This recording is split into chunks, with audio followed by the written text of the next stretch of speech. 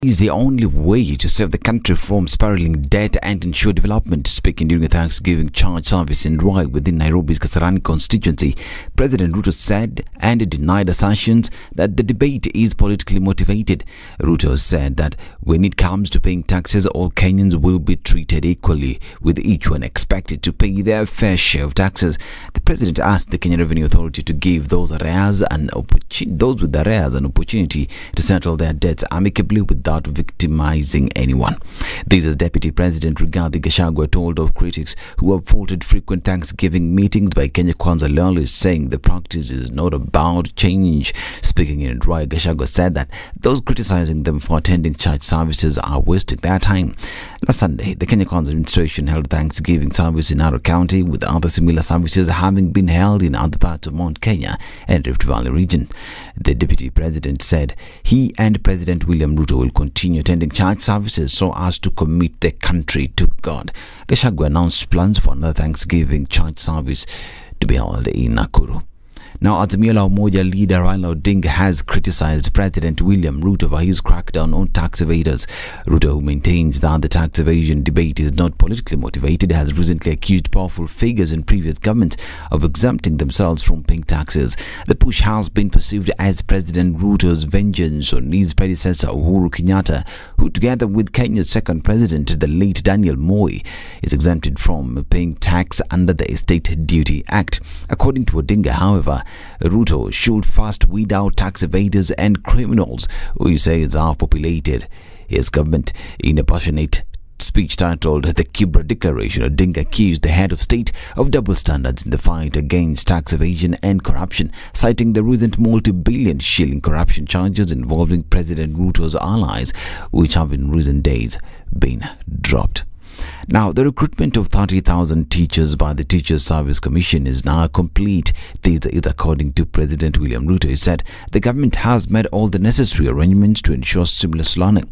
The 30,000 teachers will work in primary and junior secondary schools to ease the strain occasioned by the transition to grade 7 under the new curriculum. TSC had earlier indicated that it would prioritize recruitment of junior secondary teachers in mass recruitment slated for January. Already, grade 7 learners who completed the Kenya Primary School Education Assessment in 2022 have started transitioning to junior secondary school, which are domiciled in the existing primary schools. And the Kenya Union of Pre-Primary Education Teachers has protested over the controversial proposal from the Salaries and Remuneration Commission, ordering county governors to pay early childhood development and education teachers extremely low monthly salaries. In the SRC recommendations, the lowest ECDE teacher, that is ECDE Teacher 3 certificate, are to be paid a minimum salary of 7,836 and a maximum of 8,717 shillings, while the highest ECDE teacher, that is Senior ECDE Teacher 1 with a diploma, should receive a minimum salary of 15,224 shillings and a maximum of 19,090 shillings. Kunopet chairperson Lawrence Otunga said they will not allow nursery teachers to be despised and humiliated through earning low salaries and should be treated fairly as other public servants. Otunga vowed to fight for the revision of the salary recommendations until when a reasonable decision is met. And the East Africa Community Summit has ordered the immediate withdrawal of foreign armed groups in eastern DRC as part of renewed efforts to end clashes in the region. The directive was listed in a communique released at the end of the 20th Extraordinary Summit hosted by Burundi's President Evariste Ndayishimiye. The heads of state further directed that all ceasefire violations be reported for action. The summit also called for the revitalization of dialogue mechanisms and inclusion of all parties. The call for withdrawal of foreign armed groups followed a sustained onslaught against Rwanda by DRC and a section of international actors over its links to the M23 group. And Tesla founder Elon Musk has been cleared of wrongdoing for a tweet in which he said he had funding secured to take the electric car maker private. Musk faced a class action lawsuit filed on behalf of Tesla shareholders who argued he misled them with his post in 2018. This is Newswire. I'm Dennis Aseta. Good morning.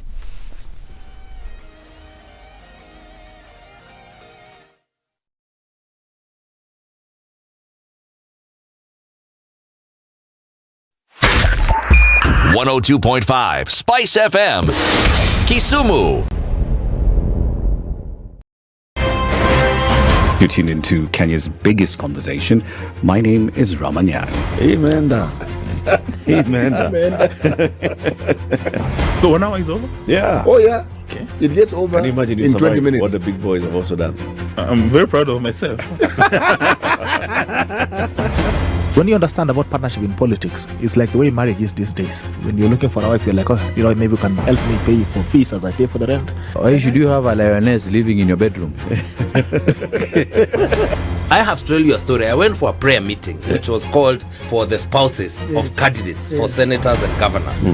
And when I got to the gate, the lady who was the secretary, she refused to. She's telling me, no. Leo tunataka wa mama. Leo ni wa mama. I'm telling her, no. She said, no, sio siku yenu.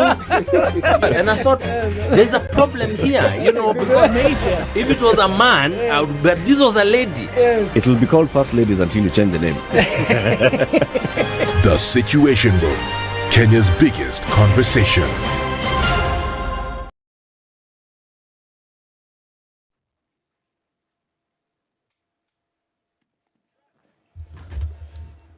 It's Monday morning and we're just getting into it. So some more students going to school today.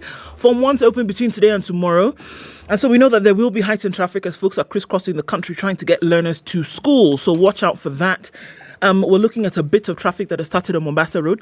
And also on the Thika Superhighway, traffic seems to not be present unless you get to just around that drift just past past Utali, and they're heading out into the city. On Gong Road looks pretty good as well. A little bit of traffic is starting to build up, but we will see more of it as we get closer to 6:30. SpiceFM KE on Twitter. Talk to us there about what's going on where you are. I want to keep Monday starting off right and moving.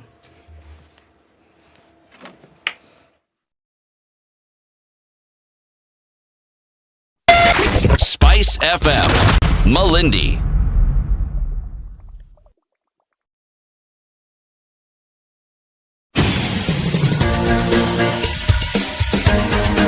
This is the Situation Room, the home of hard-hitting political commentary and penetrating insights about the state of the nation. This is a talk radio experience like no other. The Situation Room, a place for hard truths, debates, and elevated conversations. The Situation Room, witty, political, engaging, deep, controversial. In the room, we have C.T. Muga, researcher, academic, seasoned political observer, a fountain of wisdom in these politically uncertain times. Ndu Oko, Nigerian by birth, Kenyan by choice, communications expert, Pan-Africanist, a truth seeker and believer in people power, and Eric Latif, agent provocateur, the man in the chair, seasoned journalist, news hound, a man who believes in punching up, not down. Good morning, and how are you doing? It's the 6th day of February 2023. Welcome to Monday.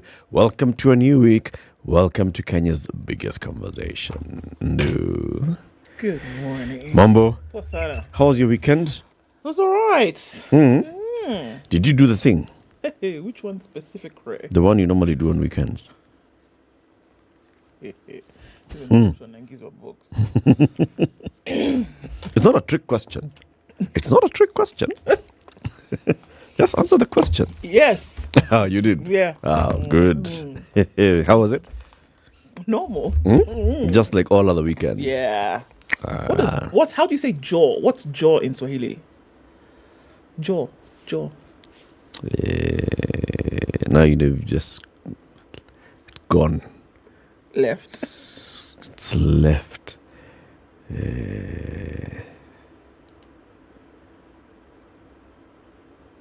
No. You don't know what jaw is? Oh. Imepotia. City? Yes. How are you? I'm fine. Very well, thank you. Very well, thank you. I'm actually very well. How was your weekend? Quiet. What do you do? The usual. Nothing. My weekends are usually very quiet. Yes. City is away this week. He is taking some time to do like that. Peleka mtoto form 1. He's joining the throngs of other Kenyans. Yeah, Toto nenda shule. Peleka mtoto form 1. So, he's not going to be with us this week, but we will be here and we'll be telling you things that are happening in the country. So at 7 o'clock, let me tell you what we'll be discussing. Today is World Anti-FGM Day.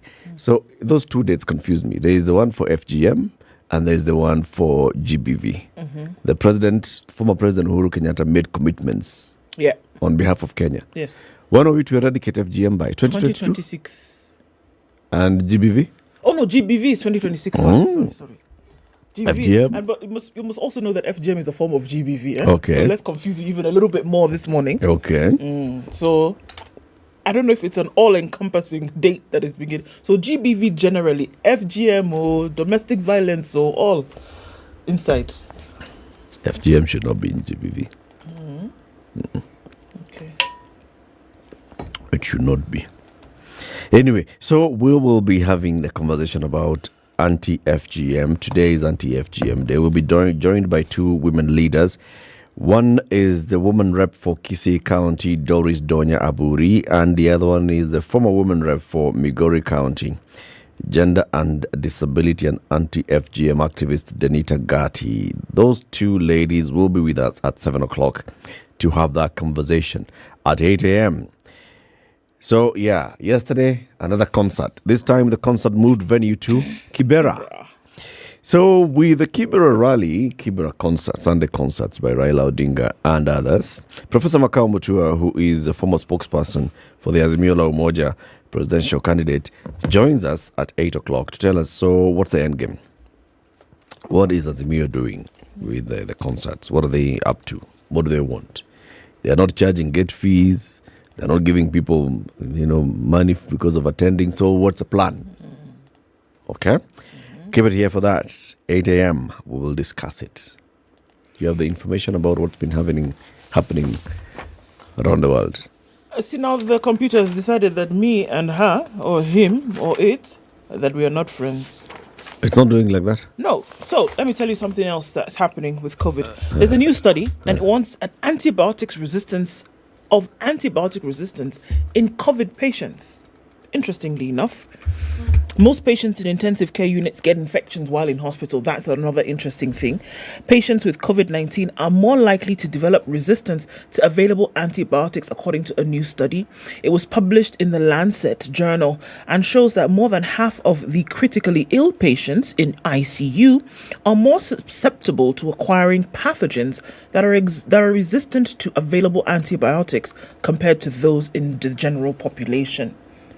Basically meaning, you who has COVID, or you who may have COVID, the likelihood of you then being treated by antibiotics, because they also have the likelihood of getting infected with a bacterial infection while you're in ICU. So so many questions popping off in my head, but let's just leave those alone for now. The thing is that a critically ill patient with COVID-19 in hospital, likely to get infected, but then also likely to be resistant to antibiotics that are readily available. So that was interesting that the Lancet study brought this out. Many should be asking questions, why on earth are folks getting infected while they're in hospital, which is supposed to be a sterile environment? Well, it's not. It's not. It really isn't. Many have said that the hospital is one of the most unsanitary places. So very interesting study that has come out there. We're still looking at upwards of 650 million cases of COVID around the world, and about 10 of those having resulted in death. The US have decided, look, all of these COVID measures, blah, blah, out of place. We are done. Get it out. The House sat last week. They had conversations about this. They're supposed to give their ruling on that today. So this is what it looks like for COVID, at least for now, around the world. Okay. We'll have streaming the show, though. We are live on YouTube and Facebook, SpiceFM KE. If you're online, let us know where you're locked in from, and we will shortly do a shout-out. First, we take a look at the weather forecast. It's 6:15. Man, it's hot, eh? Boss. Where? It's not even a small story. Where? It's a serious something. It is so hot. Alafu. So the sun is really like directly above us. And then the moon is also directly below us. So at night, the full moon, and it's so bright. It's beautiful, though. Beautiful. The moon in the middle of the night. Sky. It's just lovely. And you can get confused because, like, I remember looking outside yesterday, and the sun was shining, and I was like, oh, okay, so maybe still some time. The days you realize are much longer. Longer. It was 7:15, and the sun was They're still light. Yeah. Like, wow. Okay. Here we are. This is it. Oh yeah. This is it. The rains are coming, though. What we are told. What have they said? Are we going to have proper long rains? Or is this They've one? just said the long rain season is beckoning. Okay. So give us the weather. This is the Situation Room, the only way to start your day. I know the sun is out in Nairobi at least. As you tembea, be careful. Manchester United are trying to sign anyone. Watch out where your children are. Please hide yourselves. Sugar and spice! I reached a point where suicide things were just going south completely. Something stopped me. Nairobi. All right, 16 degrees and partly cloudy conditions in Nairobi, highs of 30 and lows of 16. It's partly cloudy at 13 in Nakuru, highs of 30. We'll see highs of 29 in a mostly clear Nyeri at 13. It's 11 and partly cloudy in Eldoret, highs of 27 and lows of 9. 25 and mostly cloudy in Mombasa, highs of 32 and lows of 25. And looking into Malindi, it's 25 and mostly cloudy, highs of 31 today and lows of 25. 19 and mostly clear in Kisumu, highs of 30. And we'll see highs of 31 in Kakamega, where it's partly cloudy at 16. 17 and mostly clear conditions in Kampala, highs of 29. And we'll see highs of 32 in Dar es Salaam, where it's cloudy at 24. It's 15 and clear in Johannesburg, highs of 26 and lows of 14. And 27 and mostly clear conditions in Lagos, going to highs of 33. 32 will be the high in a mostly cloudy Kinshasa at 23. Looking out into Beijing, Monday afternoon is sunny at 4, highs of 8 and lows of -7. And it's 2 degrees and mostly cloudy in Paris with highs of 8 and lows of 1. 4 degrees and cloudy conditions in London Monday, highs of 9 and lows of -1. And New York Sunday night is cloudy at 6. Coming into Monday, we'll see highs of 8 and lows of 1.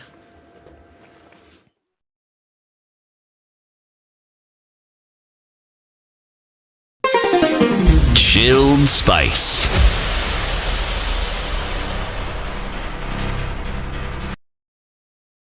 Mature, intelligent talk every morning. Spice up yourself.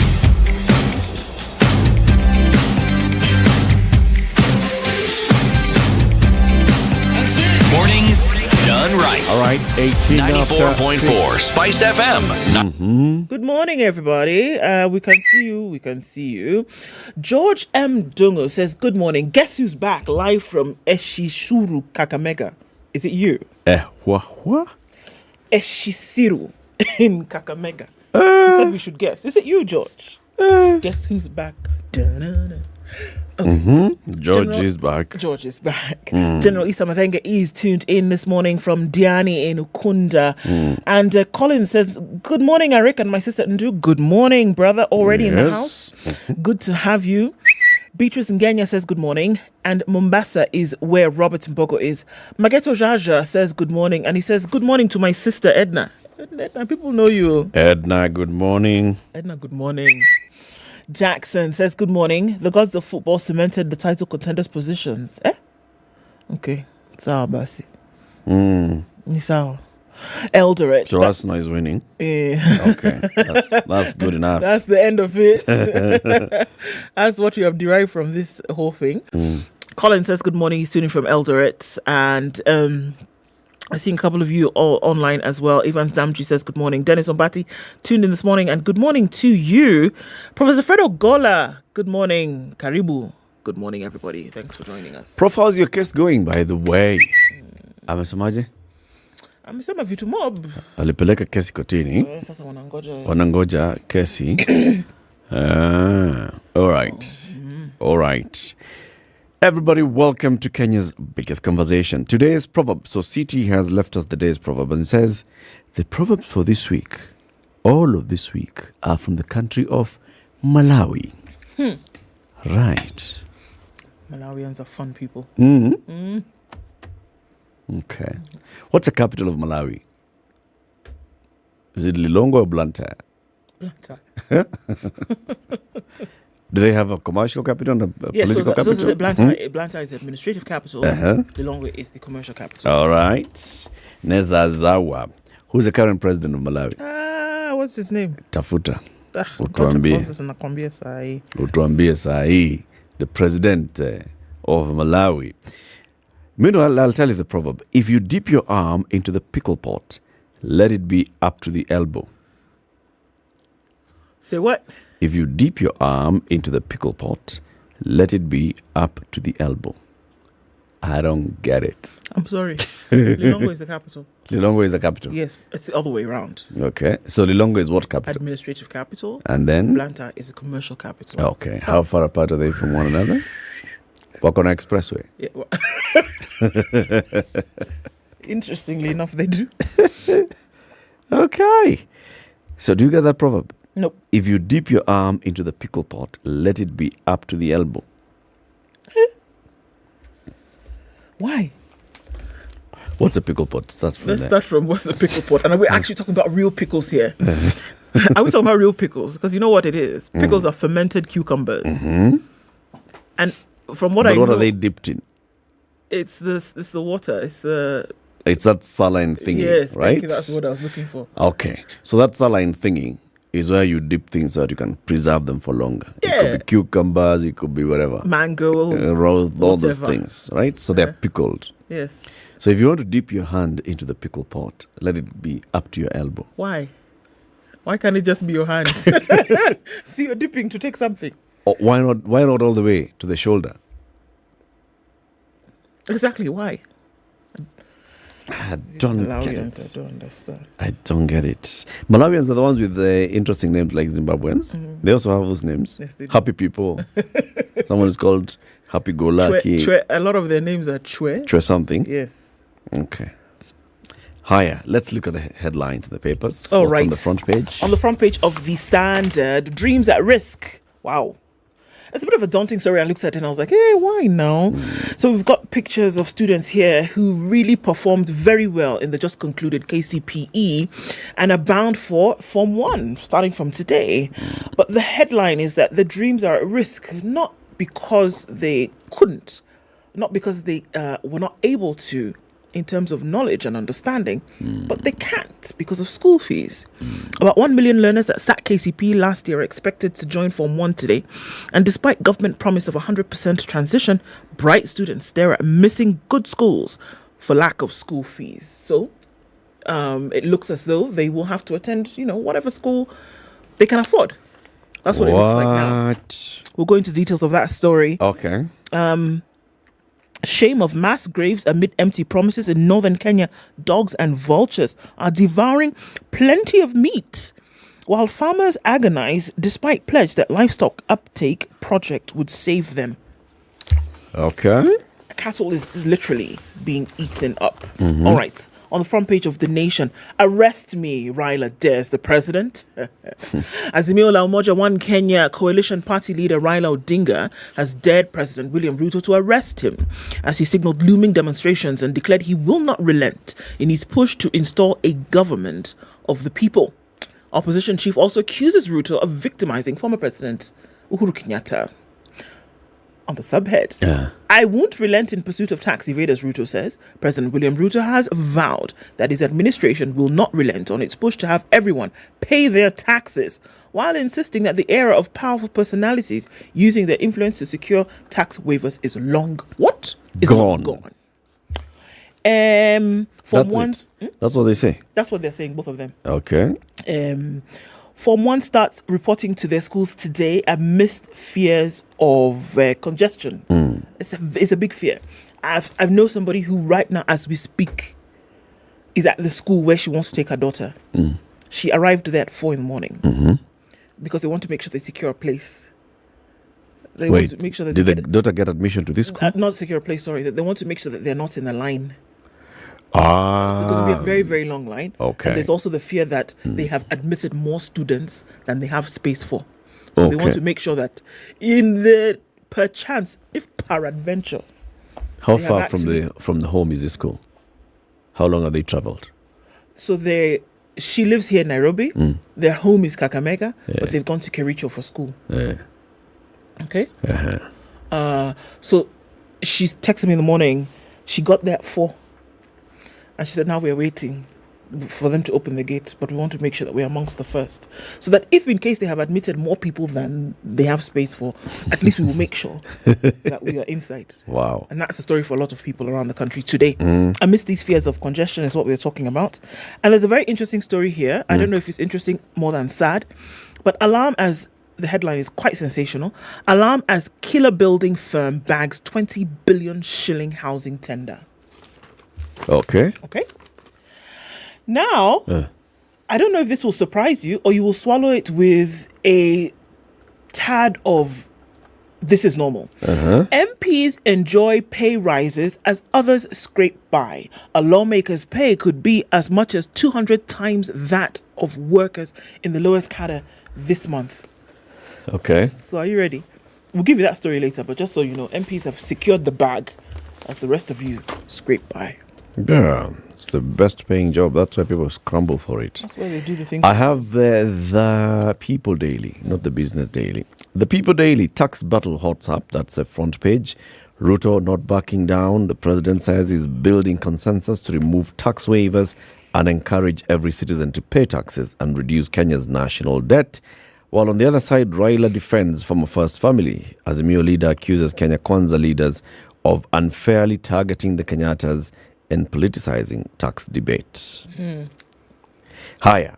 The other headline there. Parents cry over high costs as Form 1 reports to class. And there's parents' anxiety as Form 1's report to school, as learners join secondary school this year, this week. Guardians have been left grappling with extra costs imposed by the institutions. So that's it. This one is the school.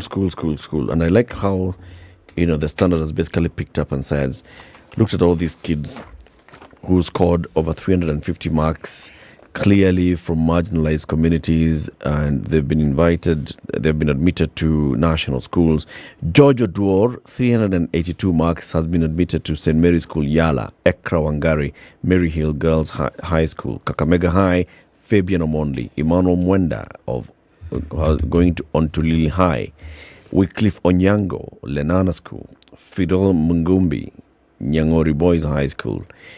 Velma Makungu scored 362 marks, has been admitted to St. Mary's Mumias Girls. So let's deal with that story, shall we? Okay. You want me to go ahead with it? Please do. All right. So dreams hang in the balance for bright Form 1 students stranded over school fees. It's nothing else but that. Today, about 1 million learners that sat the KCPE exam last year expected to join Form 1 in secondary schools across the country. All right? Yep. So the government has a policy of 100% transition. That means if you went to primary school, if you sat the KCPE, whatever was the case, you will go to high school. That's what the government's policy is. It's expected that 1.2 million learners will report to schools. They were placed in through a selection process. So now when you're in grade 8, you're given the selection. So you have clusters, 1, 2, 3, 4. Yes. You're supposed to pick a national school. You pick a county school. At your preference, you pick an ex-county school and then you pick a sub-county school. The selection that you make, then based on your scores, you are placed. All right? A certain cutoff mark, you will then be sent to a national school. Yes. All right? Now, these students who scored these grades, unfortunately, the schools that they were called to in their own right are good schools. They're not going to be able to go to these schools, not for anything else but school fees. Weeks after celebrating good performance in KCPE after beating all odds stacked against them, a number of learners are stuck at home. Struggling to raise money for school fees and other requirements to join Form 1. One such, Kip Courier Aloysius, a learner from Nandi County, who scored 409 marks and was selected to join Friends School Kamusinga. By yesterday, the former pupil at Patrician Primary School in Kapseret, Wasingishu, was only armed with a box and a Bible and doesn't know what to do to raise 53,554 shillings in school fees, as well as meet other expenses. His parents are contemplating taking him to a day school instead, but Kip Courier insists that he must join a national school. After all, he got the right marks, didn't he? He did what he was did. 409. He did what he was supposed to do. He met the mark. Man. I want to be a doctor. in future, and I appeal to well-wishers to support my dreams. Now that is what drives me crazy. That the system does not, how do you do this? His mother said applications for scholarships so far have failed and they're now relying on Good Samaritans.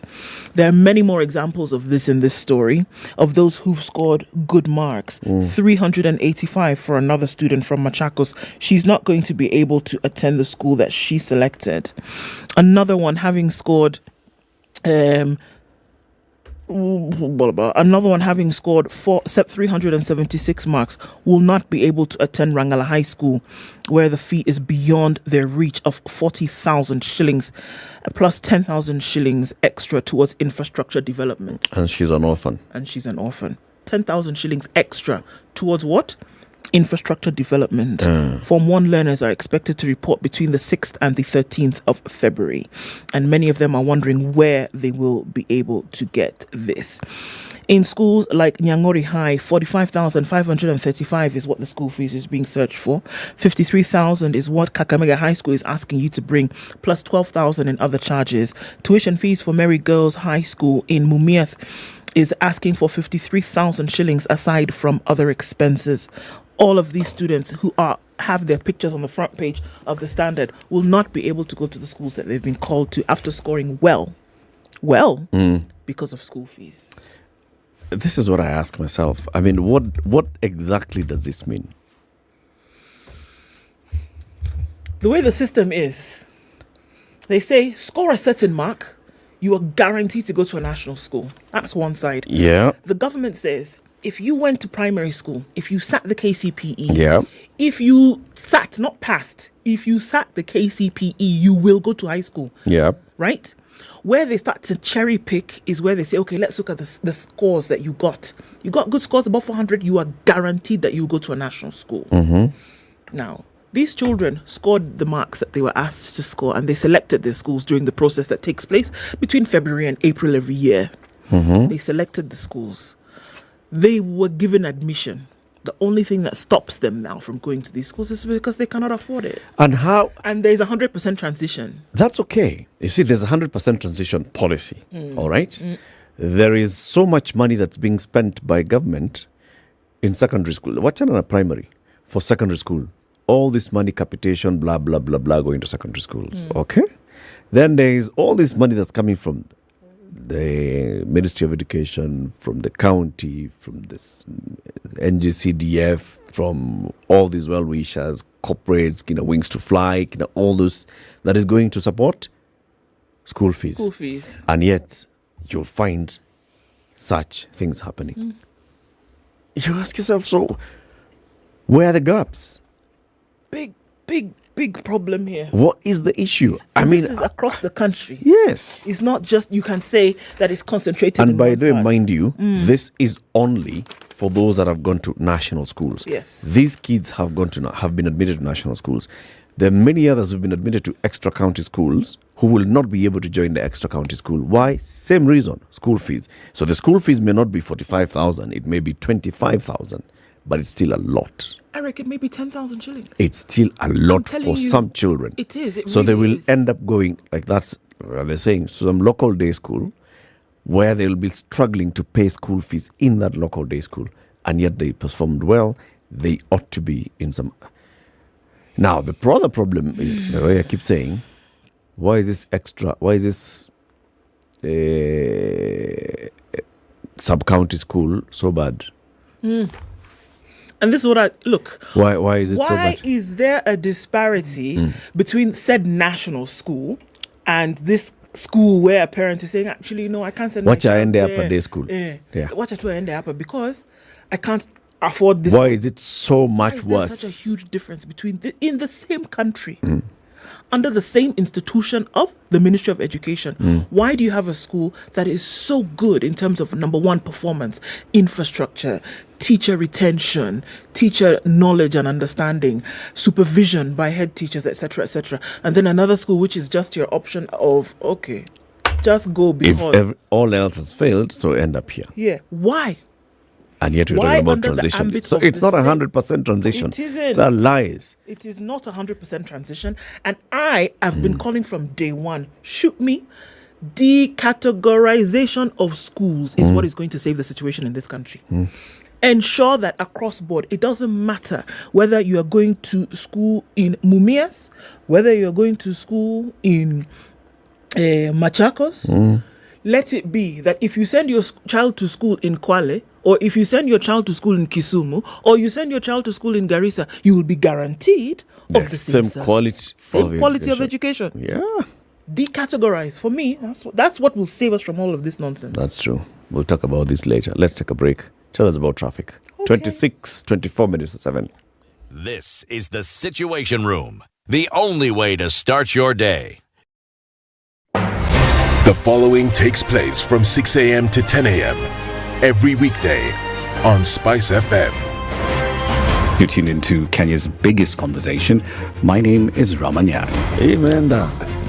Amen. So 1 hour is over? Yeah. Oh, yeah. It gets over Can you imagine in 20 minutes. what the big boys have also done? I'm very proud of myself.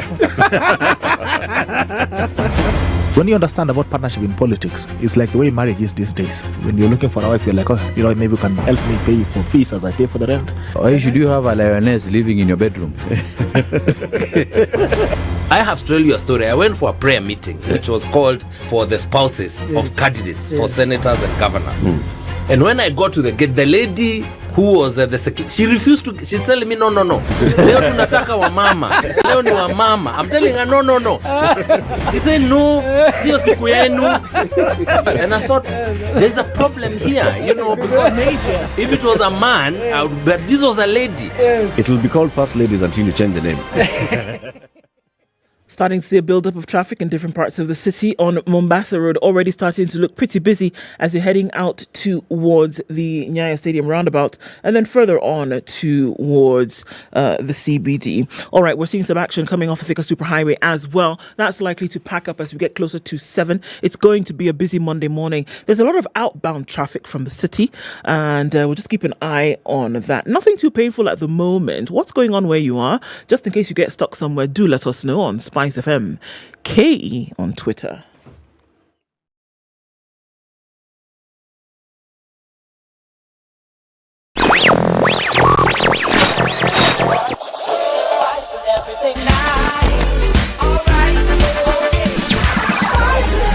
Spice up your life. Mature, intelligent talk every morning. Spice up yourself.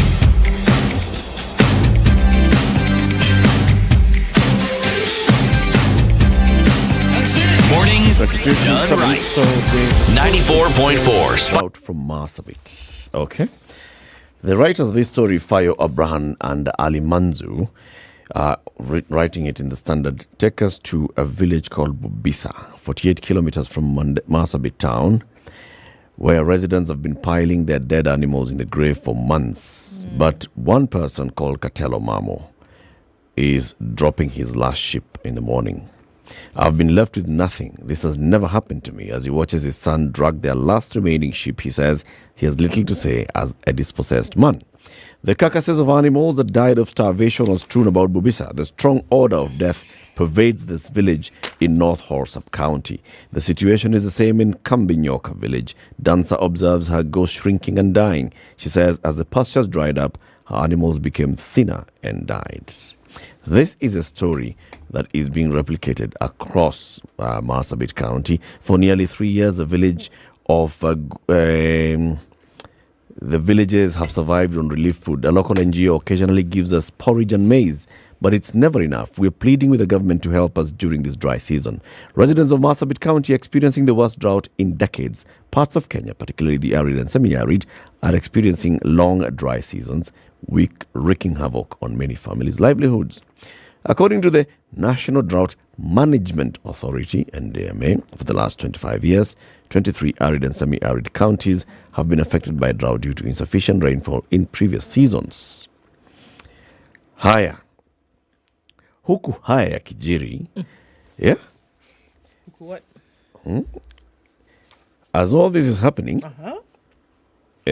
focus is not on how we can address these people who are facing starvation. Focus is on how we can talk about politicizing taxation and all those things. Because that's what was happening at the rally yesterday in Mandera. Not Mandera, on Kibera. Yeah. And the other impromptu rally on top of a vehicle by the president in Kasarani. I had an interesting conversation with somebody yesterday. And the thing was that, she said, you'd be surprised that maybe there are some things that have been slipped under the door while the rest of you have been, enthralled by all this tax talk and concerts, whatever it is. And something may have just happened and nobody really knows what it is. And you'll come back to find out later. And then you ask yourself, where were we when this had happened? And you'll say, well, you know what? You were talking about taxes and other Who things are that really busy don't matter. focusing on tax, doing what? Instead of focusing on the things that do matter. Come on. Here we are talking about, look, let's be honest. Kenya is worth its salt when it comes to a country in terms of sovereignty and all of this. Yeah. But here we are really talking about half the country on the verge of starvation because of drought. Yep. We're talking about the fact that Kenyans cannot afford their life. Look, I'm going to talk about it every day if I have to. We're talking about the fact that Kenyans can't afford life. Children are going back to school. They can't afford it. Yep. That may not necessarily be the fault of the government, but they're on the lower side of things because they just can't afford that kind of life. But they've shown that they're resilient. Kenyans on a daily basis are showing that they are resilient. Whether it is a student who passed the KCPE with flying colors, they're resilient despite the situation. Kenyans are waking up every day to go to whatever job they have. They're resilient. You got to do something to, I'm not even saying to reward this resilience. Yep. I'm saying to make this resilience count. Something has got to give. This cannot be. Kenyans are not looking forward to the next 1 week when they think fuel prices might go up. Just do your Come job. on. We will do ours. Absolutely. That's Kenyans are it. going to show up. Kenyans will show up. Whether it is children at the school level, adults who are trying to eke out a living every day. But it cannot be that you make Kenyans watch this nonsense every day. As this person is talking about, throwing their last ship into the pile of carcasses. Seriously. This person is basically, they brought the ship so they can throw it there. Yeah. Okay? They're still alive. They're still trying the best that they could. Now imagine such a person still has children to take to school, to feed, to clothe, to do all those things. And then they listen and hear, their government is not focusing about how they're going to feed them, how they're going to support them. The government is talking about some people who are not paying taxes. And yet, there is no particular conversation that is saying, this is the law being used. We are talking about a waiver that has cost us X amount of money in the last year alone, and this is the money that we are seeking to recover. Or we are going to Parliament next week and we are going to lift this waiver through this law, this law, this law. Or there's no law that supports the waiver, so KRA is going... Nothing. It's just watu walipe. Nimesikia hata wadosi wamesema sasa watalipa. Ana mambo mzuri. What nonsense is this? It's ridiculous. What is that? It's ridiculous. And I asked the question in a different circumstance. I think we're talking about insecurity in the rift. And I said, how many people need to die for somebody to sit up and take notice? And this is the question that we ask today. How many Kenyans need to get to the brink of, I'm just not able to survive before somebody will sit up and take notice and stop this circus? Because that's what it is. It's a circus. All we're waiting for is somebody to actually put on the big red nose and the big floppy shoes and tell us that this is clowning about. That's actually what they're doing. It's just that in this country, we don't recognize the noses and the shoes.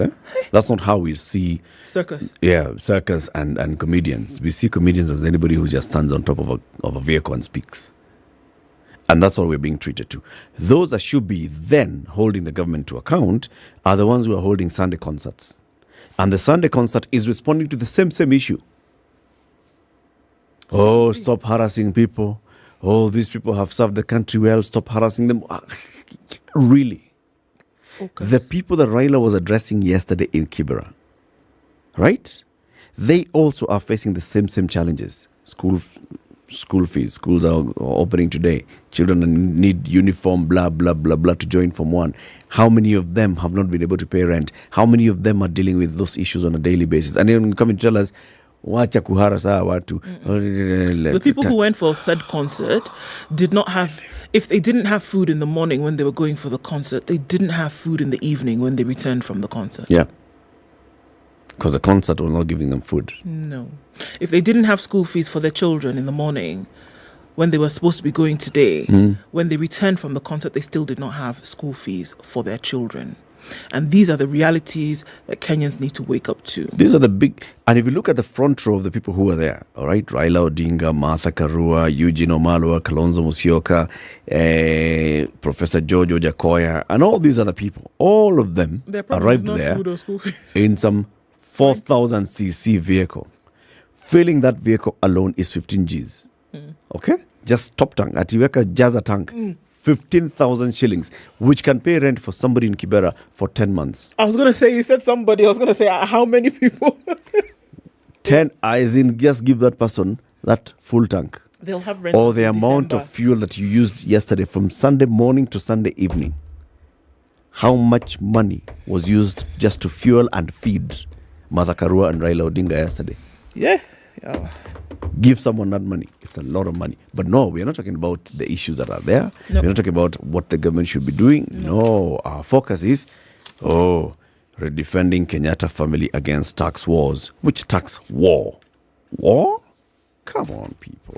And while that is happening, workers, people who are going to work, people who are trying now on this daily basis, they're going to have to pay more. I don't know where this more is going to come from. To NSSF, which is a National Social Security Fund. Bring more and pay if a new law is allowed. Employees are set to feel the pinch. This pinch doesn't finish anyway. Still to feel the pinch of increased pension deductions after the Court of Appeal has allowed the government to implement a new law that raised the contribution tenfold, 10 times of your contribution. Appeal Court judges Hannah Okwengu, Mohammed Warsame, and George Mativo ruled that the NSSF Act of 2013, which sought to increase monthly contributions from 200 shillings to 2,000 shillings, is legal, and nothing stops the government from implementing it. Okay. According to them, they found that the Employment and Labour Court made a mistake in declaring the act unconstitutional when it had no jurisdiction to question the validity of the law, which was a preserve of the High Court. So it was only them who could do that. The Employment and Labour Relations Court couldn't do that. So now, according to them, there's no problem. It's a major boost to President William Ruto, who's been advocating higher contributions to the National Social Security Fund. He's been saying, save, put it away. That's great. I'm all for savings. But at the time where people are actually scraping to get along, is interesting.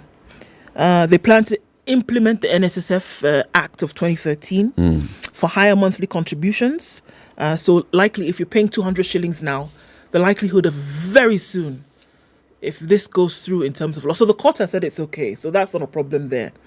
It goes through passage of law. We are happy friends at the legislative arm of government being Parliament. This goes through. The chances of you paying 10 times that are very high, and it looks like it's going to happen. It's going to come to pass. Yes. Yeah. We shall save more. That's the whole idea. The question still remains, those who are receiving their pensions on a monthly basis every year after retirement, how regular is that? How much are they getting? Yeah. And how regular is it? The NSSF is looking for a new managing trustee. Okay? If you think you qualify, you just need to be a Kenyan citizen, hold a master's degree in any of the following: insurance, law, accounting, actuarial science, economics, banking, finance or commerce, strategy, human resource, or any other related field of study from a university recognized in Kenya, have not less than 10 years of working experience as a senior manager in insurance, in law, in accounting, in actuarial science, in economics, in banking, in finance or commerce, strategy or human resource, have a certificate in corporate governance and leadership, registered with a recognized professional body, and compliance with the requirements of Chapter 6 of the Constitution. Iko Kazi, Managing Trustee of the NSSF. The contract of employment with an attractive and competitive package will be offered to a successful candidate. This position is on a 3-year contract, renewable once based on performance. Also, Kenya Pipeline is looking for a managing director. Kenya Pipeline is also looking for a general manager supply chain, What's happening? general manager pipeline, legal services, general manager, safety, health and environment manager, and a corporate communications manager. Kenya Pipeline is looking for everybody. Yeah, clearly. How many people have left? What's going on? Yes. So who's running happening? Kenya Pipeline What's today? happening at pipelines? Who's opening the pipe today? Who is opening today? Uh-huh. Tanzania. Yes. Fertilizer. Kenya. Inside. Tanzania is producing fertilizer. Kenya is bringing fertilizer from Tanzania. Cheap. Oh my goodness. Uh-huh. Cheap. Okay. Okay, wait. It could soon start. But Okay. the idea is up there, so it's going to land. Tell us. Agriculture has been identified by President Ruto as one of the pillars of the economic recovery plan. He says, look, the way we're going to do this is through agriculture, right? Yes. The decision was prompted, this decision now of bringing in cheap fertilizer from Tanzania by the ongoing conflict between Ukraine and Russia. It's got to be blamed. Now, Kenya could start importing cheaper fertilizer from Tanzania next year, 2024, to help alleviate the shortage. It's geared towards saving the country from the high cost of importing fertilizer from overseas. And, there's a war in Russia, Ukraine, so that seems to be out of the question.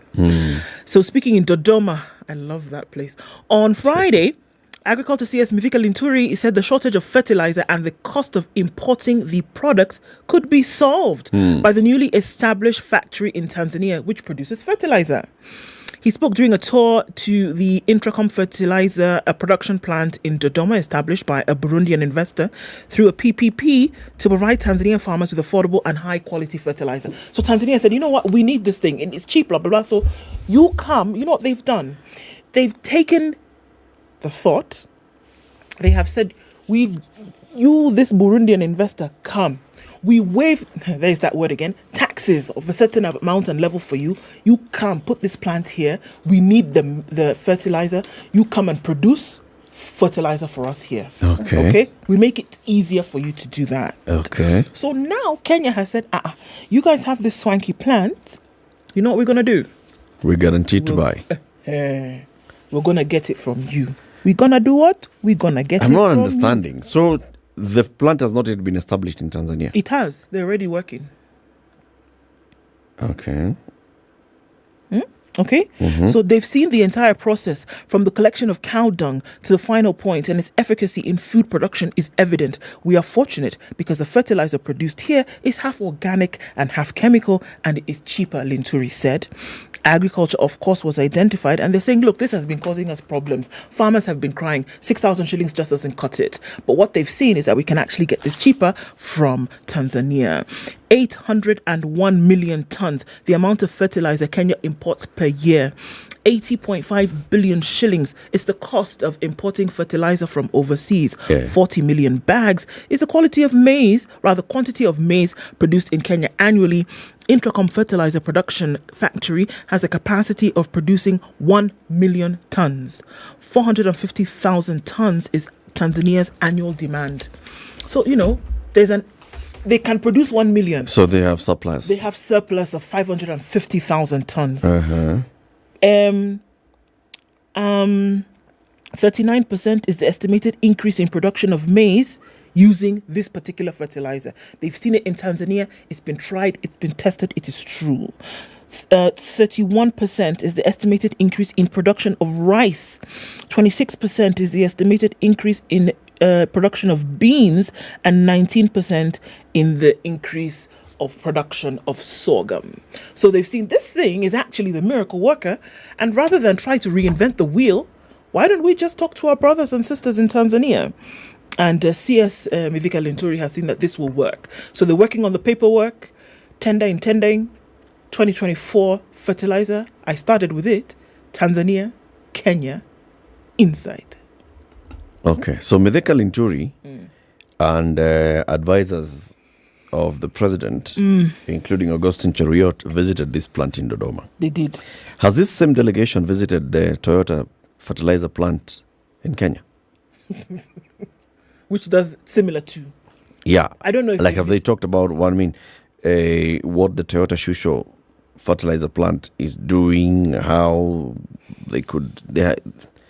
They produce fertilizer under the brand name Baraka, right?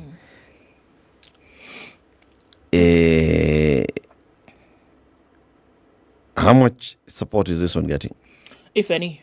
If any. How much, if any, support is it getting? Yes. And one must ask the question, why would you skip town to go look at another one where there's one here? Yeah. Toyota Shusho Fertilizer Africa Limited is a wholly owned subsidiary of Toyota. Toyota Shusho signed a memorandum of understanding with the Kenyan government in 2014 to manufacture fertilizer. So it's been here since 2014. How much has it produced here? Is it meeting demand? Is it not meeting demand? When you even talk about importing fertilizer and making fertilizer cheaper for farmers, how much of the fertilizer are you getting from Toyota Shusho?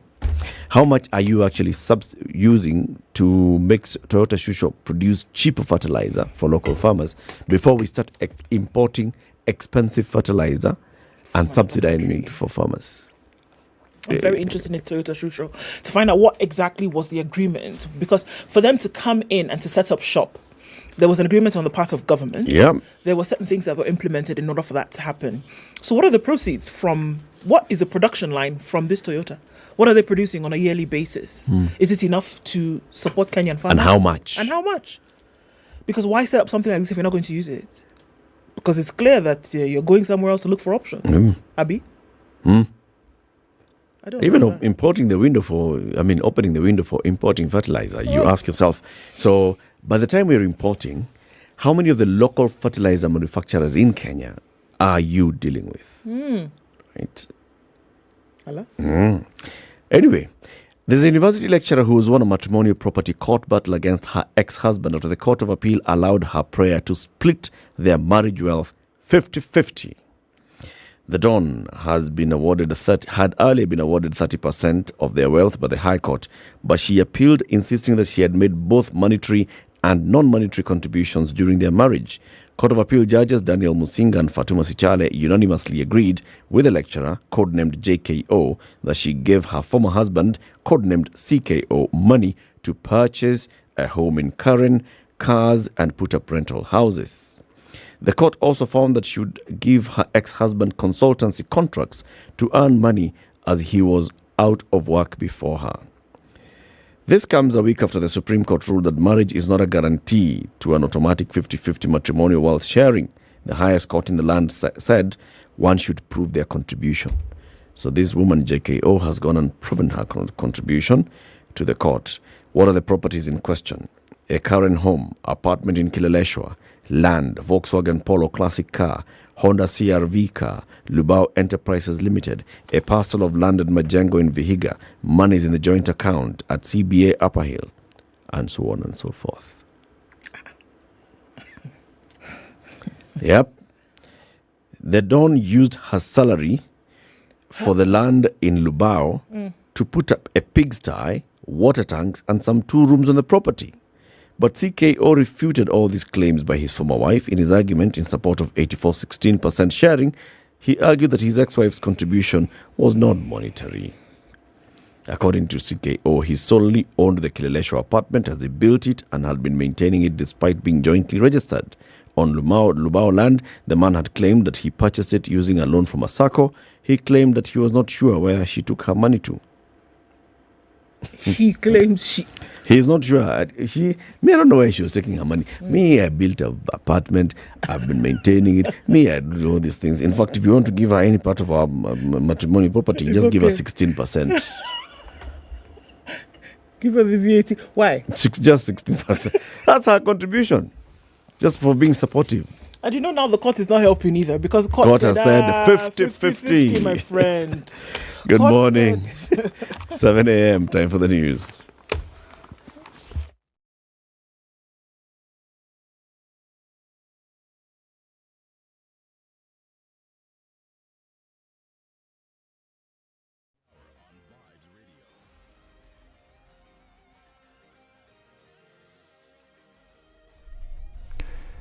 Good morning, this is Newswire. I'm Dennis Aseto.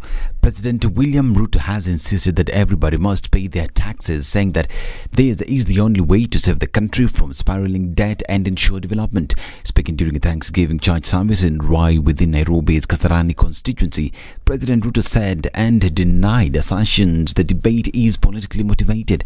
The president said that when it comes to paying taxes, all Kenyans will be treated equally, with each one expected to pay their fair share of taxes. President Ruto asked the Kenya Revenue Authority to give those arrears an opportunity to settle their debt amicably without victimizing anyone. I am also equally happy that as a country we have all agreed and we have built consensus that irrespective of your status, of all other considerations, whatever region you come from, whatever religion you profess, all of us, we have built a consensus that there will be no waiver of taxes for anybody. Sisi wote tumekubaliana kila mmoja wetu atalipa ushuru. And Deputy President Rigathi Gachagua has told of critics who have faulted frequent Thanksgiving meetings by Kenya Kwanza loyalists, saying the practice is not about change. Speaking in Rai, Gachagua said that those criticizing them for attending church services are wasting their time. Last Sunday, the Kenya Kwanza administration held a Thanksgiving church service in our county, with other similar services having been held in other parts of Mount Kenya and Rift Valley. The Deputy President said he and President William Ruto will continue attending church services so as to commit the country to God. I have seen our detractors are very concerned that we come to church every Sunday. I was reading the papers, they were even saying that since you came to office, this is your 28th Sunday service. I want to save them that task of keep on counting. We will be in church 52 Sundays every year for the next 5 years.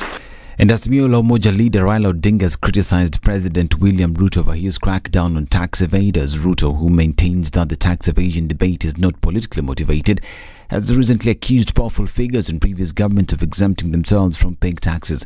The push has been perceived as President Ruto's vengeance on his predecessor Uhuru Kenyatta, who together with Kenya's second president, the late Daniel Moi, is exempted from paying tax under the Estate Duty Act. According to Odinga, however, Ruto should first weed out tax evaders and criminals who he says have populated his government.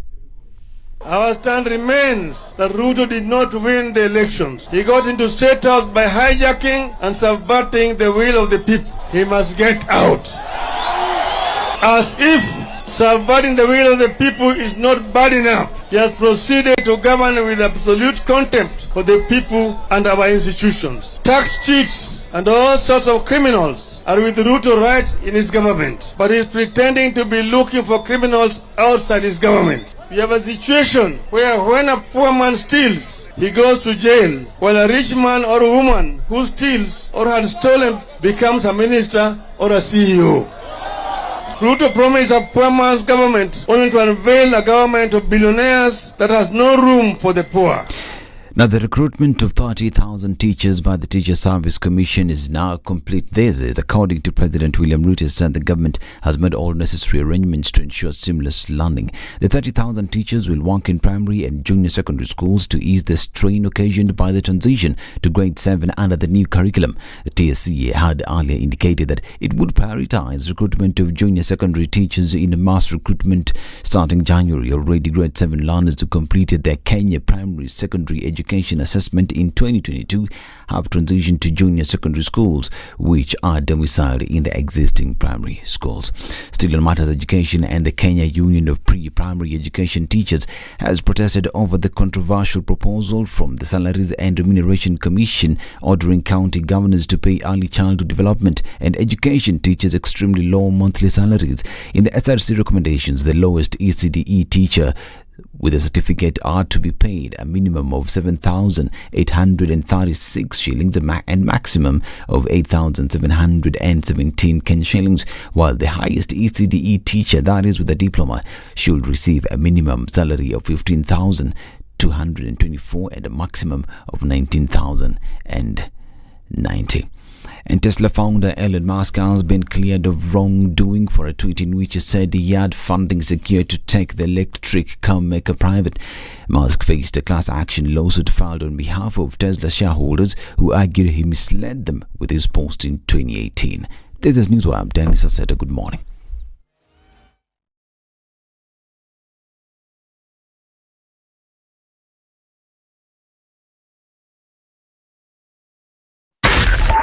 SpiceFM, Nakuru. All right, it's heavy coming off the Thika Superhighway, actually really, really heavy. Traffic is bumper to bumper, and it's going to get you all the way through to the Pangani Underpass and well onto Murang'a Road. It's also coming off Kiambu Road heavy as you approach Muthaiga Square, so that is not going to be a fun thing this morning. We're also looking at in and outbound traffic on Limuru Road, and it's going well into Muthaiga. Looking at United Nations Avenue, quite some traffic here as well. What's this? It's James Gishuru, and traffic has started very early here today. And we're also looking at it crossing over to Waiaki Way. Ring Road Western's absolute mess already at a few minutes after 7 o'clock. It looks like it's going to be that Monday. Coming off of Joga Road, it's very busy as well. Outer Ring, Manyanja, Kangundo, Juja Road. Everybody is out and about and doing the crazy thing this morning. Komarok Road, then feeding on to Juja Road as you get towards Pangani, is also quite crazy. And we're looking at quite some traffic on the Eastern Bypass. We know that issue was sorted out. This is your normal Monday morning traffic, and it's busy. Naivasha Road, Gitanga Road, all of that has started very early as well. Gong Road, as you come in from Karen, heading out towards the junction, right there is very busy. SpiceFM KE on Twitter. Tell us what's going on where you are. It's going to be a busy morning, guys. Stay safe while you move about.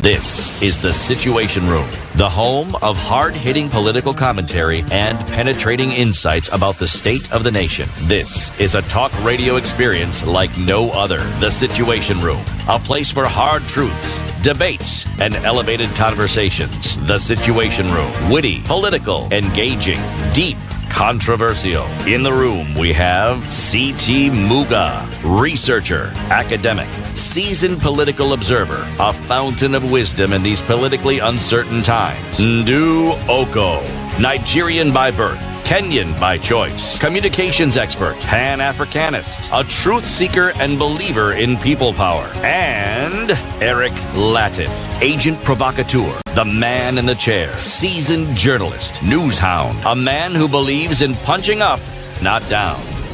This is very the good morning to Situation you. Room, 8 minutes after the 7 only now, way to 6th start day of your day. February 2023. Welcome to the second hour of Kenya's biggest conversation. This is a Situation Room live on SpiceFM on KTN Home, and also we live stream the show every morning on SpiceFM KE on Facebook and on YouTube. Do you dream of owning a coastal home with reliable water where you can easily connect via road, a flight or SGR, and your children can play and swim within the comfort of the estate? Well, look no further, because Centum Real Estate is offering you the opportunity to own a prime quality home within the serene Vipingo development in Vipingo, Kilifi County. Phase 1 has been completed, 500 homes handed over to their owners, and now you can book your Phase 2 unit from as low as 1.98 million shillings with a deposit from as low as 198,000 shillings. Your dream could come true. All you need to do is SMS the word Vipingo to 22365. That's Vipingo to 22365. Or you can call 0740 400 215. 0740 400 215. We have a guest in the studio. We'll be joined by another one shortly. Today is World Anti-FGM Day, and we want to have two women leaders with us in the studio. One of them is already here. She is the woman representative for Kisii County, Doris Donya Aburi. The other one, we're waiting for her to join us shortly, Danita Gati, former Migori woman rep and currently a gender, disability and anti-FGM activist. I welcome them with the day's proverb. This one is from Malawi, and you said the capital of Malawi, the commercial capital is Blantyre, and then the political capital is Lilongwe. And you were looking for the name of the president. I got it. Lazarus Chakwera. Yes. Lazarus Chakwera is the president of Malawi. He's been here a number of times. In fact, he lived in Buruburu, Nairobi, for a couple of years, where he was teaching at the, what's it called? Not Kenya School of Government. There's a Bible school in Buruburu. What's it called? East African School of Theology. East African Theology College, something like that. Yeah, Lazarus Chakwera was a lecturer there for a number of years. He's been here for a minute. Okay. Yes. The proverb from Malawi: if you dip your arm into the pickle, let it be up to your elbow. Read it again. If you dip your arm into the pickle pot, yes, let it be up to the elbow. Why? Who knows? Have absolutely no idea. clue. It sounds like it was actually said by the president. You know the way he speaks like, those preachers. If you dip your arm into the pickle pot, let it be up to the elbow. Okay. Ndio. So. Doris Donya Aburi is the woman rep for Kisii County. Good morning. Morning to you all. Welcome to Kenya's biggest conversation. Thank you very much. Now that proverb, let's start from there. Do you understand it? If you dip your arm into the pickle pot, let it be up to the elbow. Probably they could be warning on an, if you want to do something, be careful the level in which you're doing it, so that if things go hayway, you don't lose the entire arm. Maybe. Could be. Could be something like that. Doris, before you joined politics, you were a broadcaster. First of all, allow me to greet our people who are listening. Who are you? Definitely they are, because we did posters. Yes. So all listeners of SpiceFM, greetings from Doris Aburi, woman MP, Kisii County, land of Matoke. Latest, we are the county that did well in the exams. Right. So it's good to note that. Yeah. So I greet all of you in Jesus' name, and we are here to discuss about FGM, if I'm not wrong. Yes. Yeah. So today is World Anti-FGM Day. And this is a conversation that's been taking place, in the country for many years. We have a national body that coordinates the fight against FGM. We've had conversations. Kenya has hosted even a global FGM conversation here. The former president Uhuru Kenyatta addressed that, and he pledged that Kenya will work very hard towards eradicating FGM. But we still hear cases of FGM across the country. How is it in Kisii? First of all, I'm happy to discuss this topic that is so dear to my heart. Why I'm saying that, as you said earlier, I was a radio presenter before. Each day, I would update on FGM. Why I would do that is because you realized initially it was done traditionally. They've upgraded. It is now done medically, which is worrying. So parents will encourage their girls. They will tell them, you are not going to die. Nothing is going to happen. It's just a doctor who is going to do the act. So they encourage them to do it. Some of them go as far as telling them, it was also done to me. Yeah. So you are not the only one who is going to, who is facing this thing. And I'm preparing you to be a good wife. Imagine that's what they tell them. And this is done by controlling their sexuality, which is wrong. You've done it at the age of 5 to 12. You are controlling their sexuality. When they've grown up, they need it. How are you going to improve their sexuality? Parents don't know that it's actually a permanent scar that you will stay with for the rest of your life. So in Kisii, FGM has moved from traditional to medical. It was done traditionally 99%. Now traditionally we are at 33 and medically at 66. So what does that mean? FGM is going high. When you say medically, what does that mean? Doctors, nurses are doing in hospitals. Some who have pharmacies, some who have their own hospitals. They are doing it. It's so done. Someone actually goes into a hospital, yes, and a medical professional performs. They help them operation. do the act, just as they do abortion. Yeah, it's illegal in Kenya. Abortion is illegal. It's not allowed. But who is doing it? The doctors. So the FGM Act is performed by medics. They encourage them, you are not going to bleed, you are not going to die. So when you are told this thing is safe, what do? you enter into it full blast, knowing that you're not going to die. Nothing is going to happen. Mheshimiwa, why is this done? I mean, I have an idea. I remember going into Narok a few years ago. Yeah. And I did a story on this, in the community for about a week, getting to understand what was really going on. But my question is, why is FGM still front and center in the minds of tradition? Why is that? You see, when you are told you are going to transit to the next level, you are excited. You are graduating from childhood to adulthood. So that's what the guys are told. You are a young girl, now you are going to be a whole woman. We are preparing you for marriage. It's I can say it's a cycle that is hard to shake. It's a very bad cycle. Your mentality from young, what can I say? First of all, let me tell you the FGM that is done. Initially, it was excision, where they could remove the clitoria and labia. The lips, if I can now put it in the layman's language. So they've told our young girls, we are not removing the whole genitalia. It is just a small cut. And this cut is to stick into your mind that you are now a grown-up. Okay. You are not a little child. It is a rite of passage. From childhood to adulthood. So it's symbolic. Yeah, who will not wish to transit to the next level. So they are transiting in a wrong way. That's why we need education.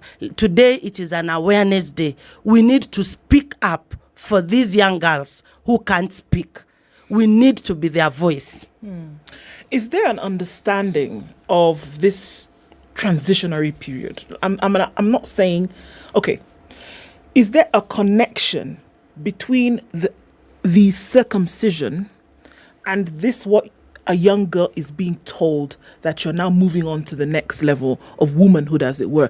Do they connect the two and say, okay, yes, I'm at that age and I'm moving on to the next part of life, and this circumcision is what is going to channel me through? Do they make the connection between the two, or is it two separate things? The circumcision, it's pain, it's lifelong, or are they actually looking at, I'm moving on? Which do they make the connection? Now they make the connection through this context. You are kept in a room for like 3 weeks to heal. While you are in that room, you have your aunties coming to talk to you. Only your aunties, not your father. You will only see your father when you the D-Day, when you are leaving that house. So while you're there is when you are told how you should sit properly, you should learn how to cook. That is the time now you are told all those things, because you'll be asking, why am I here? Some are very innocent. So the moment you leave there, your mind will be, now I'm not a small girl. I've been told this, I've been told that. That's why we have high rates of teen pregnancies. When you leave that place, you are now a woman. You can do what your mom is doing. You start early sex. You've been told you've graduated from a child to a woman. What is it that the aunties tell the girls? What kind of advice are they being given? Are they given sex education? Are they told about the importance of, avoiding sex before marriage? Are they told now it's about time you also start looking for a husband? What are they told by the women in this 3-week period? Eric, what you should remember, our parents hardly talk of sex. That thing is left to you till your age of 18. They are not open. Even when the debate of sex education came, most of the people are like, what are you telling our children? That is wrong. But they don't know it's very vital to tell kids about sex. During that time of transition, what you are told is, you now have to behave well. Behaving well is be a woman. You are now a young woman. You should learn how to cook. You should learn how to carry out yourself, including you're told how to sit properly. Okay. Rarely are you told that avoid sex. Are you told about marriage? not at that tender age. Okay. They had so they're talk also of- not encouraging the young girls to go off and They get are married. not and all these encouraging, things. but their word that you have now graduated from childhood to adulthood, you are now a young woman. That is what spikes them up. I'm now a young woman. And the fact that they've taken you in the morning, they usually do it in the morning, they've told you, Modoni or Nyaboke, remove your pants because you have to walk in naked. That itself, if you had carried yourself wholly, you will be wondering, why am I removing my clothes? What is this that they've done to me? Some you will find it's their first time they are showing off their private parts. So when that indecent act has been done onto you, you will never respect yourself again. You will be like, if they've done it to me, anyone can do it. So these girls will start misbehaving. They will start practicing early sex because their dignity is not there anymore. It's like a shock. It has some mental disturbance. What is this that they've done to me? I want to come back to you, and because I really want to see that connection between what is happening here and the onset of early sex, that direct connection. I'm still not getting it. But let's first of all introduce our second guest who's arrived in the studio. Denita Gati is a former woman rep for Migori County. She has been a campaigner for very many things on gender issues and disability issues and anti-FGM. Good morning, Denita. Morning. Good morning, Eric. Nice Good to have you. Good to have you in the show.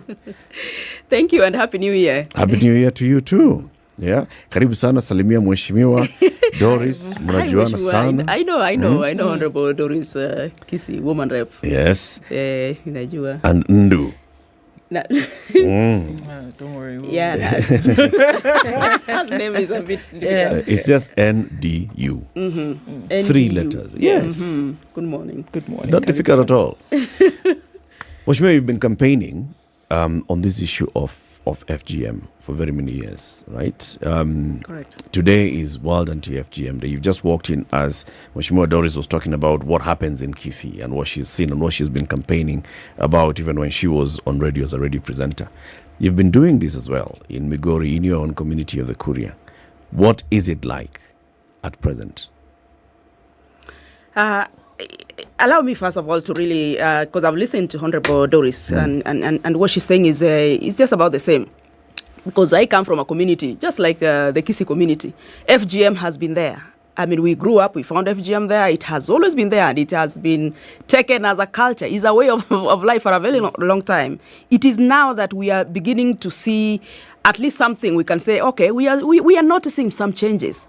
But these changes, in my own observation, because even before I got into Parliament in 2013, and I've been in Parliament until last Parliament. And before I even got into Parliament, I have been engaged in these anti-FGM campaigns in my community. Kuria community, really, you know where we are. We border Tanzania to the other side. And we have had this issue for a very long time. And it is now that we are beginning to actually see a little bit of political will, although it is still not what we can say, because, obviously politics and FGM, they don't go together in most of our communities. Politicians fear talking about it. I got into Parliament, and even within KEWOPA, the Kenya Women Parliamentary Association, I was running an anti-FGM, caucus, where we were looking at how do we tackle FGM in communities that especially do FGM, the northern side, our side, Kajiado side, Narok side. But we also realized that we have had issues. Communities are not just, things that you can go and tell them, oh, now FGM has to end at it ends. This is a way of life. It is a culture that has been there. We tried to think, oh, maybe we can do legislations. But let me tell you, legislation is even worse. It is terrible. Legislation cannot work alone. I tried that. I have been, because I thought that, maybe because I am now in Parliament, I can now bring in legislation, because before Parliament I was an activist really pushing. Now I thought I have a platform where we can now enforce the laws. I mean, it doesn't work. By the way, you know very well that Kenya has tried in terms of campaigning against FGM. The former president Kenyatta Uhuru talked about FGM, and I'm happy that our current president now, Ruto, is basically talking about FGM and is taking a stand. So meaning that the will is there, but I think that enforcement is actually what is lacking. Is it an enforcement that is needed, or is it another conversation in the community? Because like you've said, you come up with laws and you go and try and enforce the laws, and you're fighting against a culture that's been there for a long time. You're basically going to find a new wall that's been created. Well, just quickly, one thing that I know, even with the laws and with our willingness to fight FGM, now there's something we are calling cross-border FGM. I don't know what is happening, and I cannot talk about that because many of our communities that come from the border, Isebania, Sirare, Tarime, going to that side. My community, we have seen increasingly people going into Tanzania because Tanzania, I don't think they have laws. They don't have strong laws that really protect their girls the way Kenya does. So in cultures that think that you are, infringing into their right, then they decide to just cross over and do FGM there. And that is why the campaigns that we are currently enforcing and working around are campaigns that now are going into Tanzania side. How do we bring the Tanzania side and Kenya side to a negotiation table that we can talk about this FGM? Because if it is outlawed in Kenya and it is not outlawed in Tanzania, this community will definitely cross the border. And that's what has been happening, for example, from where I come from. And this is something that we need to address. So the question here is the insistence on this tradition. Is it as an attempt to remain within community, to be accepted within community, that you're following the traditions of the community, or is it because they really feel that this is a rite of passage? Is it to retain a status in community? And so the first part of that question. And the second part is, from what I saw, a lot of those who push for girls to be circumcised are their mothers. Their mothers. Right? Yeah. It's their mothers who, from what you're saying, have been through this experience. So they know there's something missing, right? Physiologically and otherwise. So why does the push then continue? So the first part of it is it for culture retention to say that, yes, I am culturally established. I've done the thing that requires me to stay in this community culturally. Or are they just, doing it for the sake of doing it? You remember Indu? Hope I've pronounced Well it done. well. I told you this is a cycle that is hard to shake. Your mother will tell you it was done to me. I did it. I went through it. That's what your mother will tell you. Some will not even give you a reason as to why they are doing it. Or but what it makes sense. Some won't, but it will eventually happen. You see, when we grew up, some of my cousins, they were showing me how it was done. It was really bad. Removing the whole genitalia, the whole of it. Then you ask our aunties, why is it that this is happening to us? They tell you, we want to perfect you to a man who will marry you. You have to be perfect. You have to be that nice a woman to deserve that man. They were actually preparing you for marriage. But the question is, Then, how does that act get you to be perfect? I told you, they take you. It's like an exclusion where you stay in a house for a period of some time to recover. Yeah. So in that.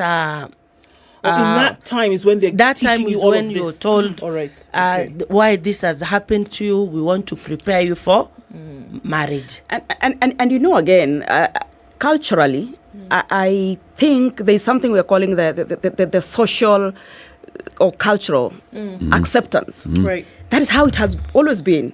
That, girls, in fact, girls themselves feel that, if my parents went through it and they fitted, why wouldn't I fit? It is that urge to fit in. Yep. And that is an urge that has been perpetuated for a very long time, that if you are not cut, then you are nothing. You cannot speak before, you don't get married. Yep. And, most of our traditional communities, girls, they grow to get married anyway. Obviously, getting married and having a family in the setup there is a symbol.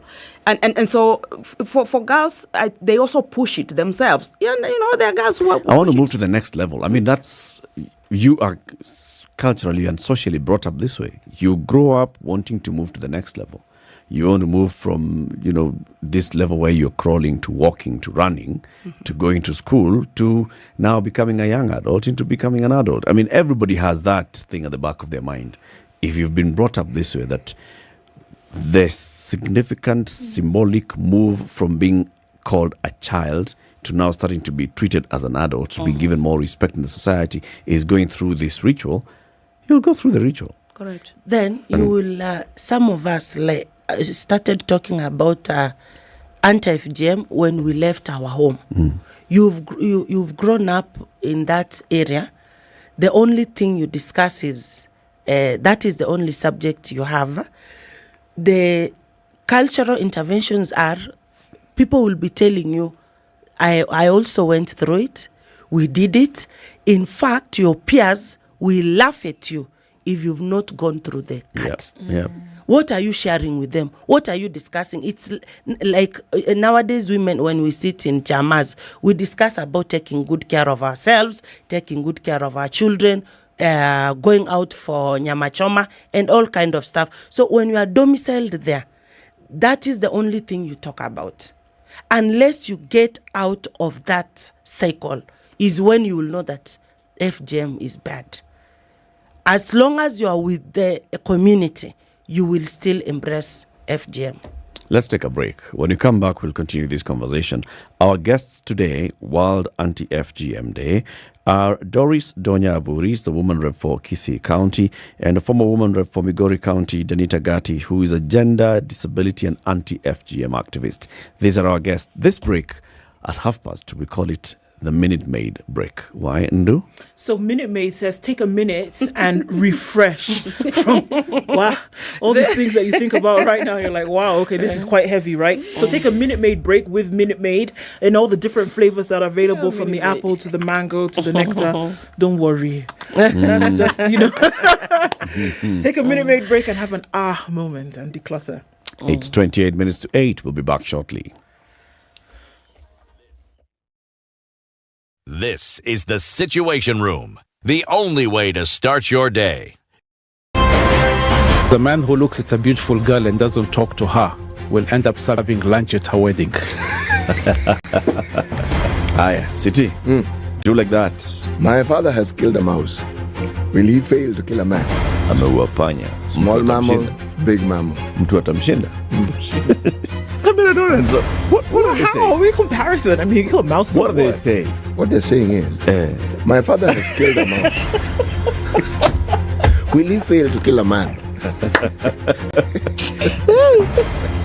Name, surprise. Someone's name. The name surprised you? No, the name is surprise. No, what am I saying? I'm from Nigeria, man. I met somebody called I Believe. So I said, your name is I Believe? Yes, my name is I Believe. But that's the short form. I said, excuse me? I said, yes, my name is I Believe. So what's the full name? I believe in the goodness of The Situation Room, Kenya's biggest conversation. Mostly sunny conditions at 17 in Nairobi, highs of 31, and we'll see highs of 30 in a sunny Nakuru at 14, 12 and sunny in Nyeri, 13 and sunny in Eldoret. We're looking at the sun coming up in Mombasa at 27, same thing in Malindi at 25. It's sunny at 20 in Kisumu, going to highs of 30, and we'll see highs of 31 in Kakamega, where the sun is up at 18. Looking out into Kampala, it's mostly sunny, rather cloudy at 20, highs of 29, and it's a cloudy morning in Dar es Salaam at 24, going to highs of 32. 15 and sunny in Johannesburg, highs of 26 and lows of 14, and we'll see highs of 33 in Lagos, where it's partly cloudy at 26. 23 and cloudy in Kinshasa, highs of 32 and lows of 23.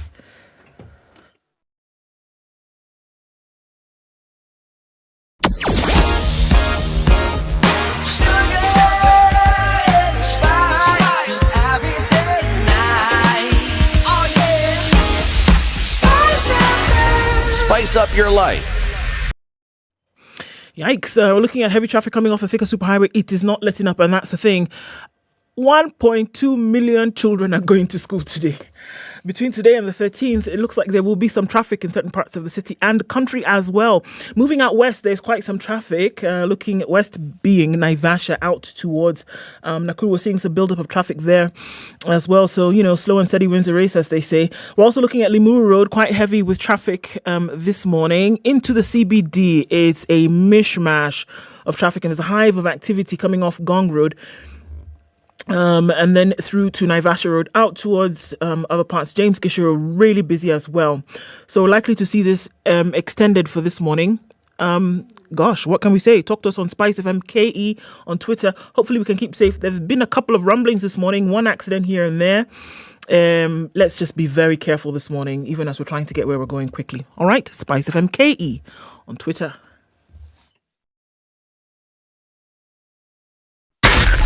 Spice FM, Nakuru. Mature, intelligent talk every morning. Spice up yourself.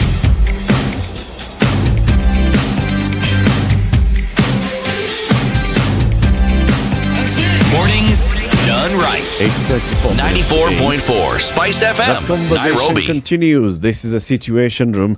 Today is World Anti-FGM Day, and we're discussing it with two leaders who have been championing this in the community. Doris Dunyabori, woman rep for Kisii County, and former Migori woman rep Denita Gatti, who is an anti-FGM activist for many years. So both of you ladies have told us, yes, it's still happening in the society, in the communities. And now, Doris, you're saying, in fact, it's even moved. That whole thing of it being done traditionally is being formalized. So they are going to a properly trained medic to perform it. They have sort of improved the way they are doing it in terms of they are not hiving off everything. They're saying it's more of the rite of passage now. Is it the same thing that's happening within your community, Danita? It is just about the same. What we are seeing, as I mentioned, is that we have now the cross-border. I think that is now what is happening. That's what we are seeing increasingly, because obviously the laws are tougher in this country.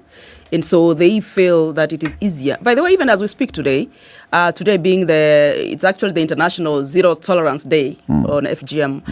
The CS, Madam Commissioner Aisha Jumwa, is actually in Korea. That's where celebrating, that is my community right there, where she's basically looking at this whole issue of FGM.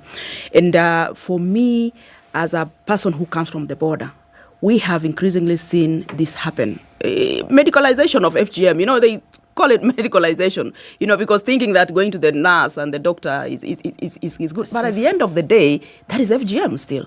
Nurses are increasingly also doing FGM, and those are people that need to be, targeted in our campaigns. And the ministry, government must look at that.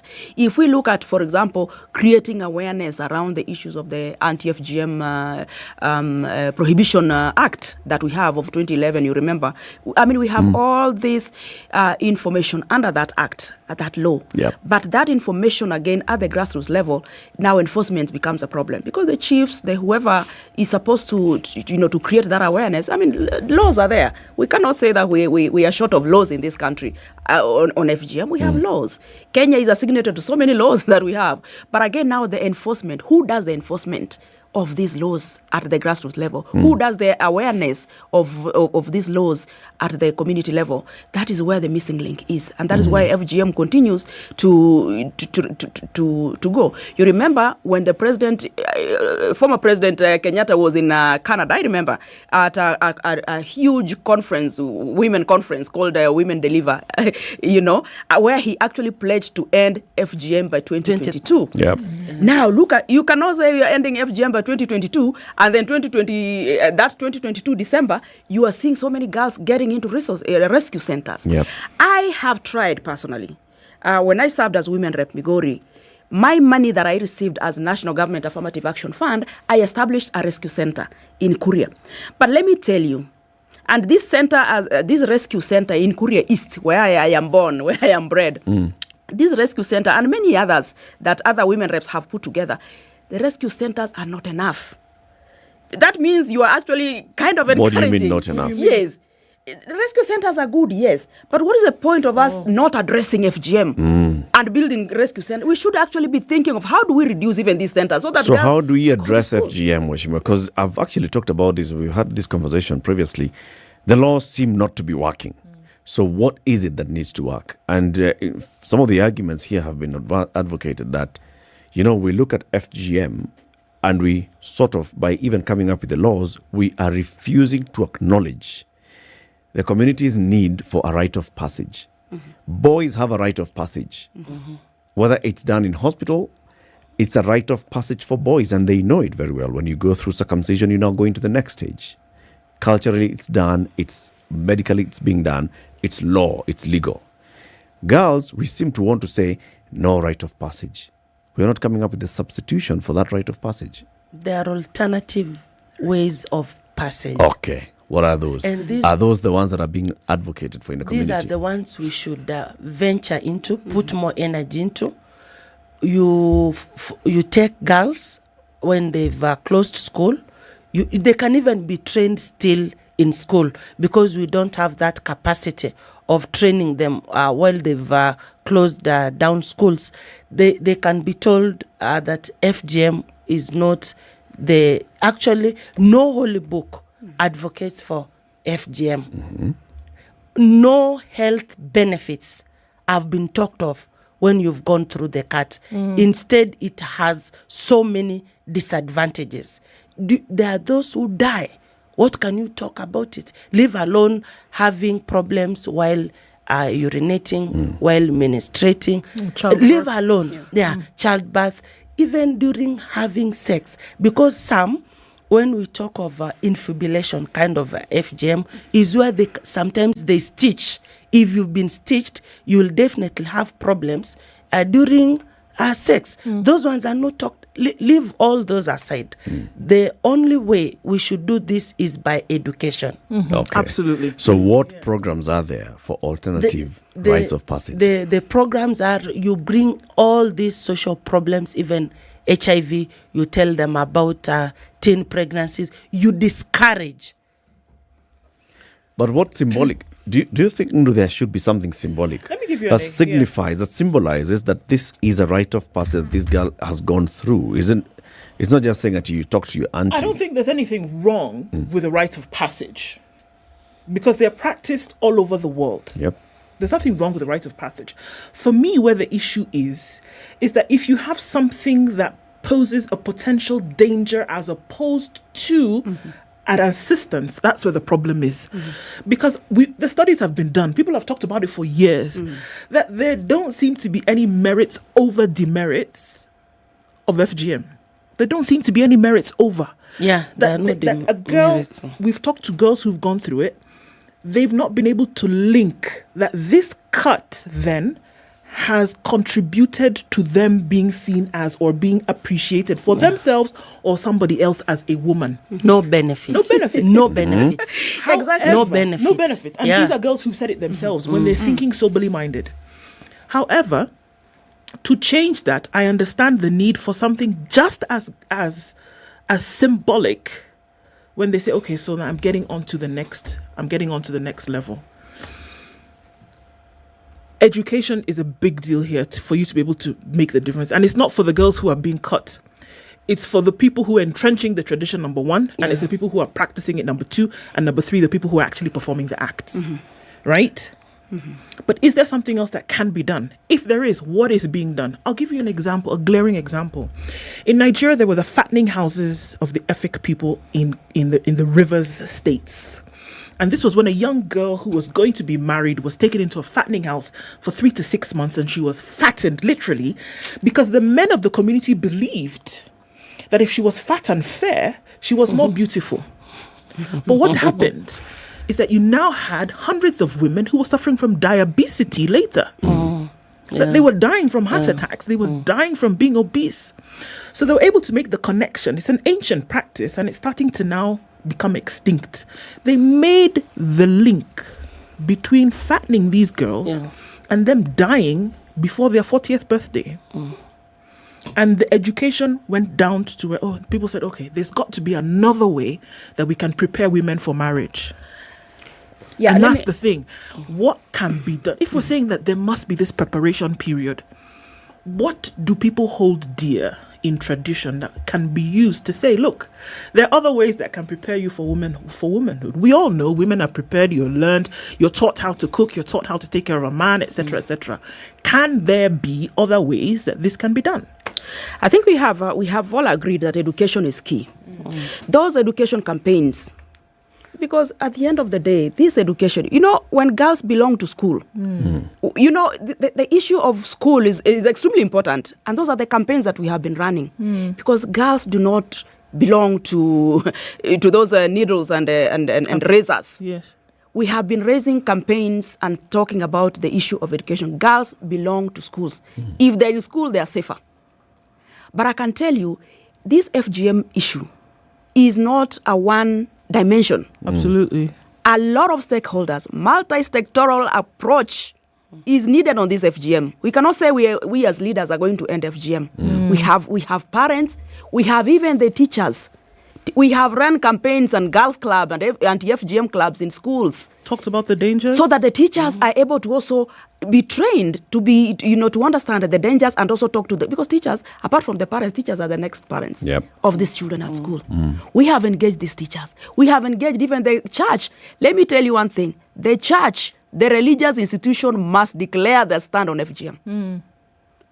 Because those are policy, that kind of policy, the decision makers. If our pastors and our priests in churches can actually talk about FGM in the churches, in the pulpit, FGM will also have a way to end. But I can tell you, we have done quite a lot. And we continue to do a lot. And we cannot say that this FGM, and FGM is not even going to end today or tomorrow. These efforts will continue. And I'm telling you, and sometimes it pains me, Eric, it really pains me, that in this century, 21st century, we are still talking FGM. We have so many other issues to talk about. That's true. We have so many issues to talk about. And this FGM, we have been talking about FGM ever since. I grew up, seeing FGM, seeing it, and we have been campaigning. And this is the 21st century. We are actually talking about FGM. When we are talking about digital, space and things like that, then there's a culture here. In Senegal, for example, because in my efforts, I've been to Senegal. Senegal have developed something they're calling this rite of passage. We have these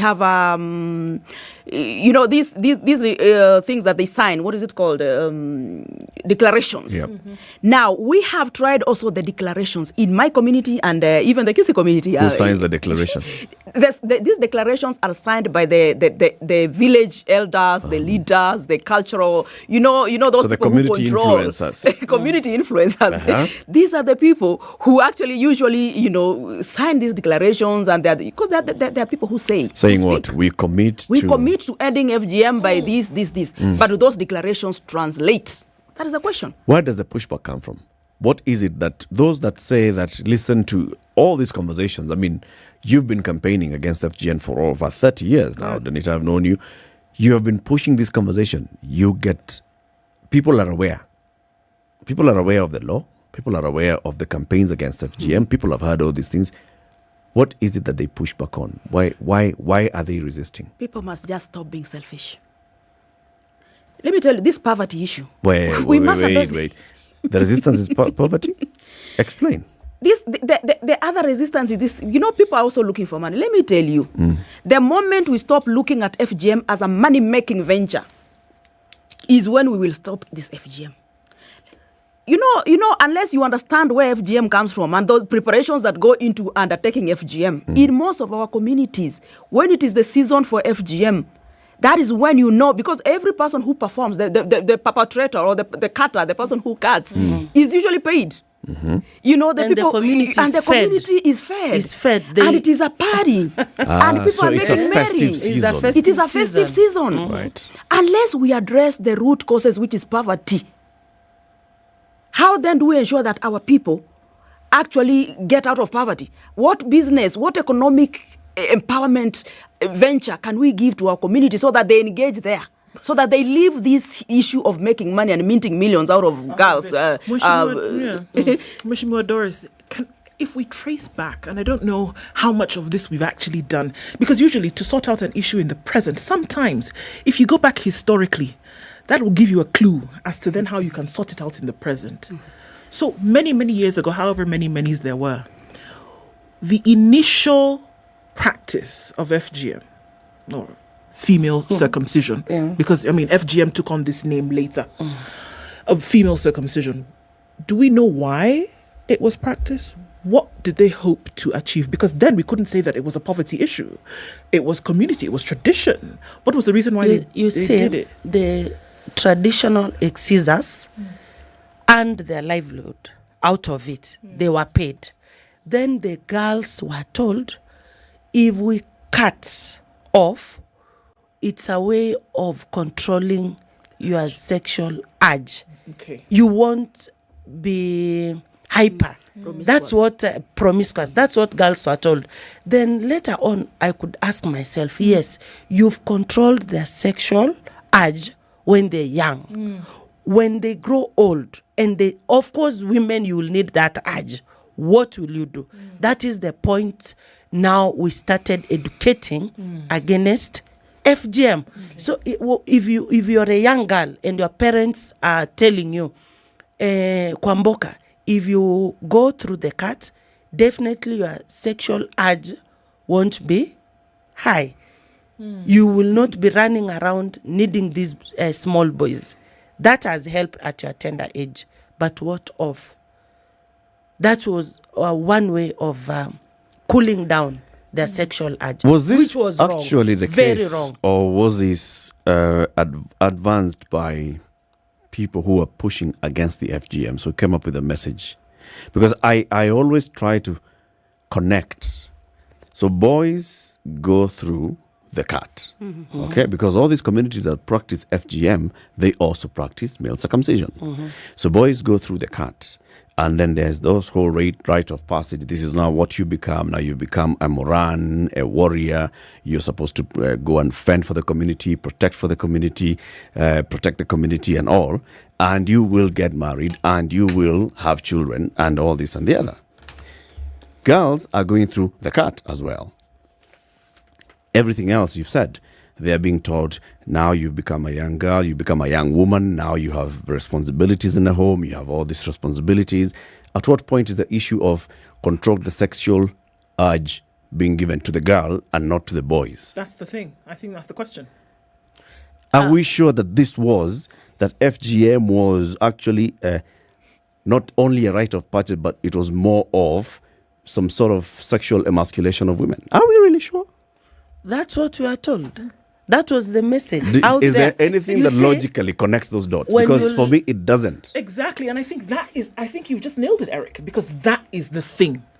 Why is it then that you are linking, right? You're linking this cut to then now not being sexually promiscuous? Why would you do that? I think that's the puzzle. That before the FGM started in these communities, girls were so sexually promiscuous that they needed to be controlled? They started with it.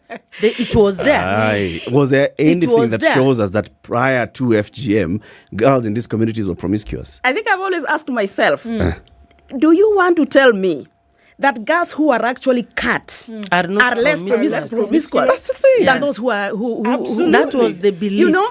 I mean, for me, it was and that's what I said. Honestly, maybe long time ago, it was felt better to protect girls. Maybe. I do not know, because we are living in the now, isn't it? Not in the promiscuity, though. We are also looking at, and that's why I said, sometimes you look at it and say, are these people selfish? Because why would someone wake up, and in most of our communities, and those who do FGM, you realize the people who speak around women's clitoris. Let me use that word, because we talk about it. Women clitoris and women's antennas are men. What business do these men got to do with a woman's body? When they have theirs. They should actually be looking at theirs. Then you find a majority of them also are thinking of how do they control this woman's body so that you're not promiscuous. Now, if we do more research and say, do girls who get circumcised, are they less promiscuous than those who are not circumcised? And for me, the answer will be no. Because a woman is a woman. I don't think there's a promiscuity issue. It will not even I do not think it was ever about promiscuity. And in fact, that has led to high increase of teen mothers, because when you tell us, when you start interfering with someone's way of life, you promote the act. All those ladies who've been cut, some of them ended up even having children in their homes. It didn't work. That's why we've come out strongly to castigate this thing. You asked Indu about what can be done to solve the whole issue.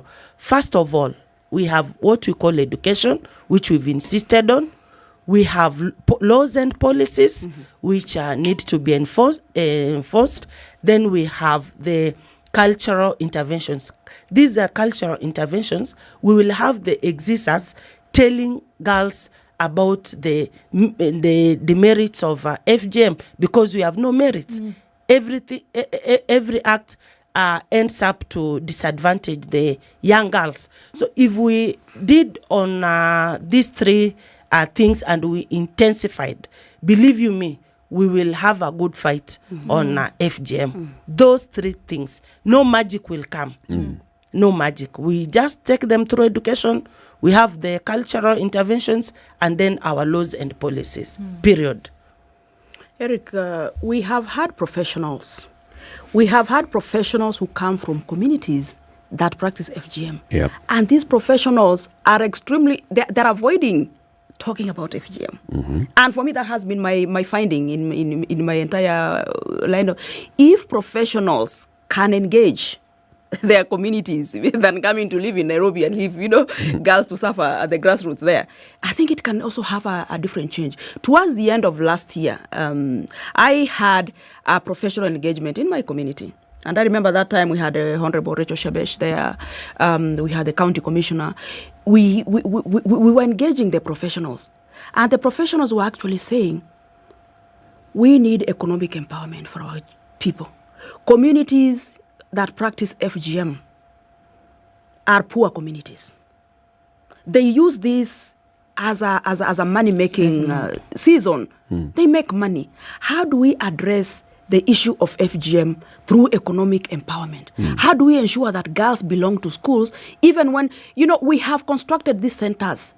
And that's why I said these rescue centers, as much as they're good, but they're not necessary. When we can actually talk our communities out of FGM. We shouldn't be rescuing them at all. We shouldn't be rescuing our girls from home, because... So what are the alternatives? Because I hear all the time that everybody talks about alternative rite of passage. What is it? And I don't think saying that you've taken girls and put them in a room for 3 weeks, that has that symbolism that the cat had traditionally. We can have it as a subject in schools. The early the better, because it starts at the age of 6 to 15. So if we could have it at but what is this one ceremony? Because everybody looks at a ceremony that symbolizes. Graduation is a ceremony that symbolizes that you've actually gone through this level of education. You're wearing the hat, you have graduated. That is a rite of passage. Yes. What is this one ceremony that would then symbolize a rite of passage for the girls, so that you don't have to go through the cut? I think that's something that must be thought of, but this can't be it can't be it. That is something that must be thought of. But this one that has caused decades and decades of trauma like this for women who then have gone through childbirth for somebody who's been circumcised is tormentous. It does. Just the act of urination is tormentous for girls who've been circumcised. So there has got to be something else that realizes that you've gone from girl to woman. There's got to be something else, not that. Yeah, I think that's what you need to explore. Because I say, we have laws, we have policies, they are not working. And until the moment when we say, yeah, we have had these ones, we've pushed this far, it's not working, we also need to integrate understanding what is this cultural belief and need for a rite of passage, and then understanding how to address it. We may need to move somewhere. We may need to actually even look at our curriculum. We may need to revise and actually review, even amend our curriculum, right from ECDE. Right from ECDE through primary education. These are the issues, because that is the age where girls undergo FGM. That is the age where girls are at risk. Yeah. Now we must review our curriculum very well And that's something that needs to be done, actually, and that's something that needs to be pushed. It can be a subject so that it is a subject school. taught in schools. Yeah. FGM must be a subject taught in schools to understand the dangers of FGM. And you remember, even last year, was it last year or the year before, there was a court case. You know, there was a woman who is a whole doctor. Dr. Tatu Kamau, Yep. who And went there's to a court message and that she was passing. challenging. But again, you know, the moment we say that we are changing the curriculum to have FGM taught in schools, factored in schools, then that means that girls begin to get that information right from a young age, and that will mean that girls, by the time they reach that age, they'll be able to decide, do I want to undergo FGM when I'm, for example, 18 or 19? That's and you know, most women will not do that. Let's end it there. Danita Gatti, former woman rep Migori County and gender disability and anti-FGM activist, and the Honorable Doris Donya Aburi, woman rep Kisii County, have been our guests. Keep it here for more conversations at 8 a.m. Time for the news. Government agencies will have sued the tax collector to withdraw the cases immediately and get to the negotiating table. It is the best consensus we can have as a nation. Na niyo njia ambayo itatusaidia kuokoa taifa letu kutoka janga la madeni. Dawa ya madeni ni sisi kulipa ushuru na kusimamia maendeleo ya taifa letu tukitumia pesa zetu mpaka tufike mahali pale badala ya kukopa tutakuwa tunakopesha watu wengine. All government agencies cannot take KRA to court. If there is a challenge, let there be discussions between the various agencies with KRA, sort out issues out of court. We cannot using public money to go to court so that we stop paying taxes that we support public entities. The head of state defended his passionate push for having a candy tax payment model, arguing that the easiest way to offset the nation from its burdening debt is if revenue collection is seamless and accountable. Now, the National Assembly Speaker Moses Wetangula has asked politicians across the country to desist from retrogressive politics that will only continue hurting the economic and frustrating the common wananchi. While addressing congregation in Kandui, Speaker Wetangula said that the country had long moved on after last year's general election, noting that there was no need for some leaders trying to engage the nation in planned protest. The Speaker said the Kenyans were enjoying a relatively calm political environment, emphasizing that there was no need to trigger political temperatures in the country. Speaker wa National Assembly, nataka kuomba wanasiasa wawe mrengo wa Azimio au mrengo wa Kenya Kwanza, kwamba wape wa Kenya nafasi wahangaike na shida za maisha. Wazazi wanataka kulipa karo ya watoto, kulisha chakula familia yao na kuleta ajira na pesa mfukoni. Hii mambo ya kuleta maandamano na kura imekwisha haisaidii nchi yetu. Na tunaomba wanasiasa watulize boli so that we can concentrate on constructing our country. Tomato's education and Form 1 reporting exercise starts today. While unveiling the Form 1 selection exercise at the Kenya Institute of Curriculum Development, Education CS Ezekiel Muchogo said the process was carried out in a fair manner based on choice, merit and availability of space. Muchogo also said that a total of 107,461 girls and 91,566 boys have been admitted to county schools across the country. The CS also said all 106 national schools got placements, with 18,794 females getting spaces and 20,178 males. CS Muchogo also reiterated that all Form 1 students' details should be captured on the National Education Management System NAMIS by March 2nd. The KCPE results were released on December 21st, with 2 students emerging top with 431 marks. More than 1.2 million people saw the KCPE exam in November 2022. Now, Sarai Group of companies that is managing Mumias Sugar Company has been asked to work with other sugar milling companies with the aim of benefiting farmers from Western Kenya. Joseph Baraza, Chairman, Western Development Initiative, says time has come for the management of Sarai to involve farmers so as to improve agriculture in the area.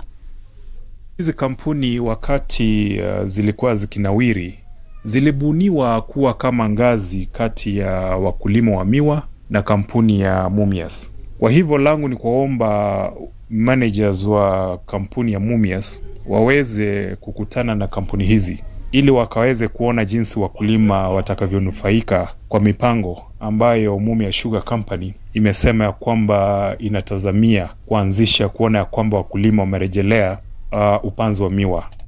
Baraza also commended the company's resolve to pay 17 million shillings to farmers who have been waiting for their payment from the cane they supplied to the factory before it collapsed. Nimepata habari ya kwamba hizo pesa ziko na AFA tayari wameandika barua, na hiyo barua Mumias wametutumia na hata list ya wakulima ambao wanadai pesa zao. Hiyo list imeweza kutoka na ni jambo la kufana sana, kwa sababu hizo pesa ni mojawapo ya zile njia ambazo kidogo utaona ya kwamba zitawafanya wakulima wetu kupenda ama kutaka kuregelea upanzi wa miwa. This is Newsroom. Dennis Saseta, good morning.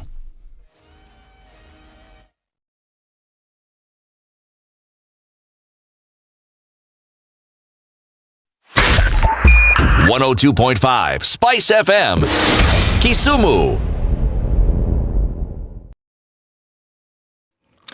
Heavy in most parts of the city this morning, and we're looking at it still heavy coming off a thicker superhighway. It is not a joke today. Kiambu Road is also very, very busy. It doesn't matter where you look in the city. It looks like we're going to see traffic everywhere you look. Gong Road, busy as well. And there it is, Juja Road. In and outbound traffic is heavy. More than a beehive of activity here. Into the CBD, a lot of traffic. Outer Ring, giving it from the side of the thicker superhighway. Also coming off Mombasa Road. We're looking at Jogo Road, heavy going towards Landis. Out through to Kamkunji, very, very busy as well. Let's keep an eye on things, guys. We're on traffic hour proper, likely to continue for a while now. Let's talk on SpiceFM KE on Twitter in an attempt to keep things moving this morning.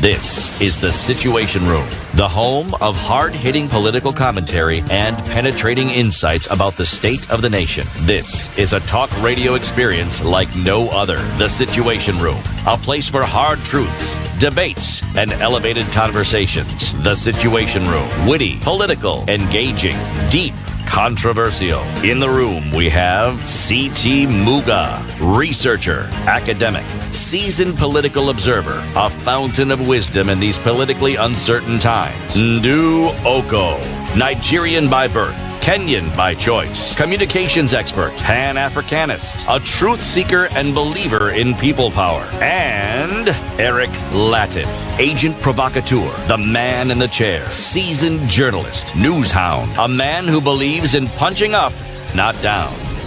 This is All the right, Situation Room. Minutes after 8, we are on to the third hour of the Situation Room. Good morning, happy Monday, welcome to a new week. This is the second week of February, the 6th day of February 2023. We continue our conversations. What we want to discuss now is the politics of the day and the weekend. We have known now every Sunday there's going to be a concert somewhere or the other. Yesterday there was one in Kibera. Tax row, Raila says it's all witch hunt. And what's the headline in the Nation today? Arrest me, Raila dares the president. Azimio La Umoja, One Kenya Coalition Party leader Raila Odinga has dared President William Ruto to arrest him as he signalled looming demonstrations and declared he will not relent in his push to install a government of the people. Okay.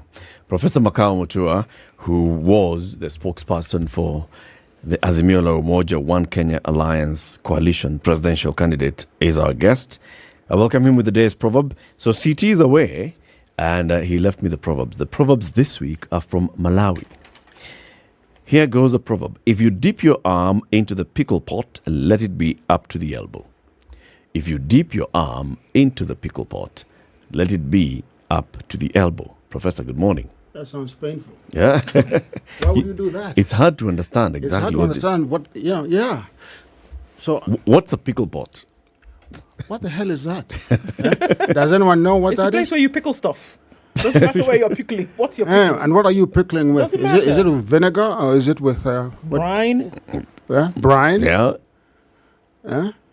Interesting. So I'm glad to be here. Obviously with two of the best in the business. I am sorry that my friend CT is not here. I always like to jab him once in a while. Yeah. You know, but it's great to see you. He's taking a break. Oh, where is he going to? Nowhere. Nowhere. People don't take a break to go Oh, all they the time. Take a break to break. They take a break to break.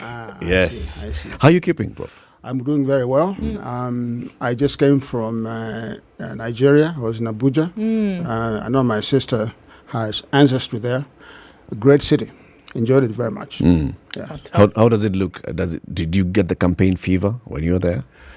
It's interesting because what I discovered there is that because Nigeria is so complex because of the ethnic matrix, that for the first time there's a possibility that an Igbo could become president. For the second time, Nnamdi Azikiwe was the first president of Nigeria. Oh, I see. And he was Igbo. Yes, but didn't last long, right? No, he didn't. Yes, correct.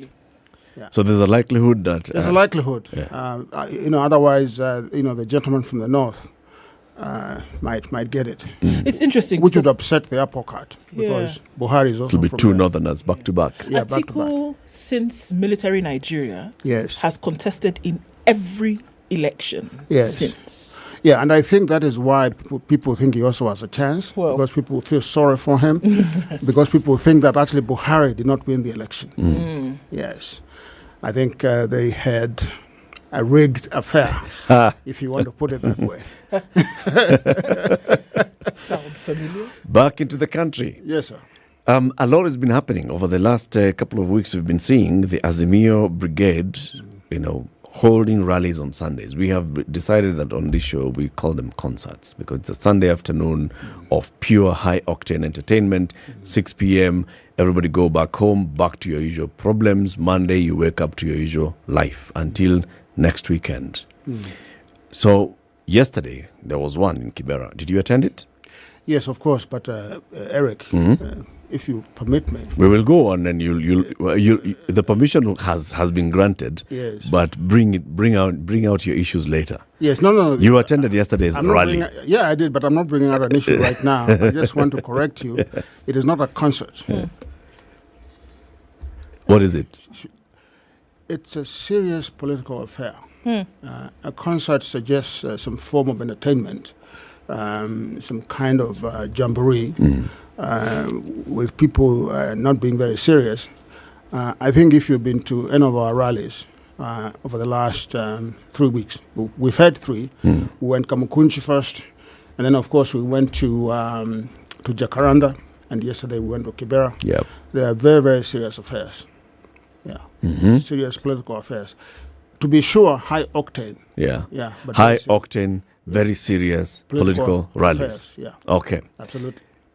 So I hope that going forward you cancel the we will establish that by the end of the show. Concert, yes. So yesterday's message. Yes. What was yesterday's message to the people? So we have one message to the country, and the message is that Azimio does not accept and does not recognize the election or the announcement by Mr. Chebukati and the subsequent stamping of that election by the Kenyan Supreme Court. We regard him as wholly illegitimate, and we regard his government as illegitimate, and we are asking Kenyans to contemplate what should be done to correct this situation. Have you yourselves contemplated what should be done? We... once you make a pronouncement and a determination, such as the one that Azimio has made, that the regime, I won't call it government, I'll call it regime, the regime in power is illegitimate and is there through the usurpation of the sovereign will of the Kenyan people, through the manipulation and the corruption of the institutions of democracy. Once we make that determination, it's our responsibility to ask Kenyans to press this regime to leave office. Okay. The illegitimacy that you speak of. Yes. What fuels this sentiment? The I think all of us were here during the election. And I think all of us can agree that the campaign period was conducted, mostly with decorum, and I think within the bounds of the law. I think, however, what we had a problem with was the transmission and the tallying of the results. That is what we contested in the Supreme Court. We also contested the way in which the IEBC arrived at the determination that Mr. Ruto was the winner of the election. I just want to say parenthetically that, prior to the balloting itself, I think it was clear to us, and I think clear to the country. And of course, I came to this show many times, and we had conversations with both of you and CT, that we are winning this election going away. Unequivocally so. Unequivocally so. Yeah. And I don't think there was any sober mind in the country. And I'm looking at Latif now when I say this, Eric. Any sober mind in the country that thought that Azimio would not win this election. If you look at the ethnic sort of matrix along which Kenya conducts its elections for the most part, since 1963, we've seen these patterns. The only conceivable place, in our view, that UDA and Mr. Ruto could have beat Azimio was in the Rift Valley. We could not see any other place where he could beat us, and in fact he did not. And so I think this was the accepted wisdom. I think opinion polls showed that. I think exit polls showed that. And of course, I don't know whether I should go into this, but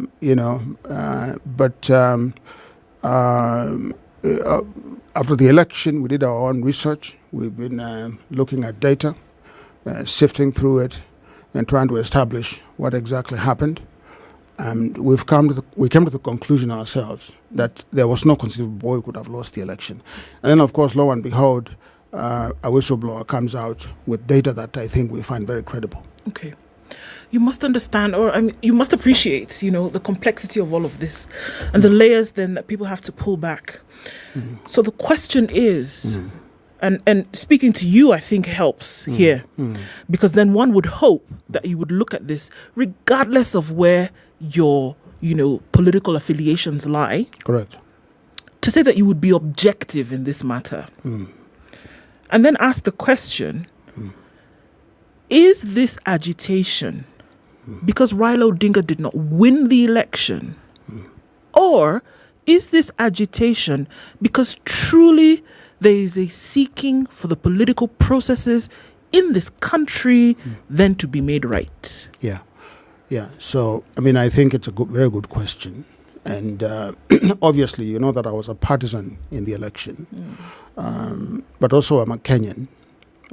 And I like to think of myself as a thinker and as a person who loves this country. And so my partisanship must be seen in that context. I would not participate personally in an activity that I did not believe was founded in fact and in law. I would not do it. At the same time, I would not fail to participate in an activity that I thought could advance this country.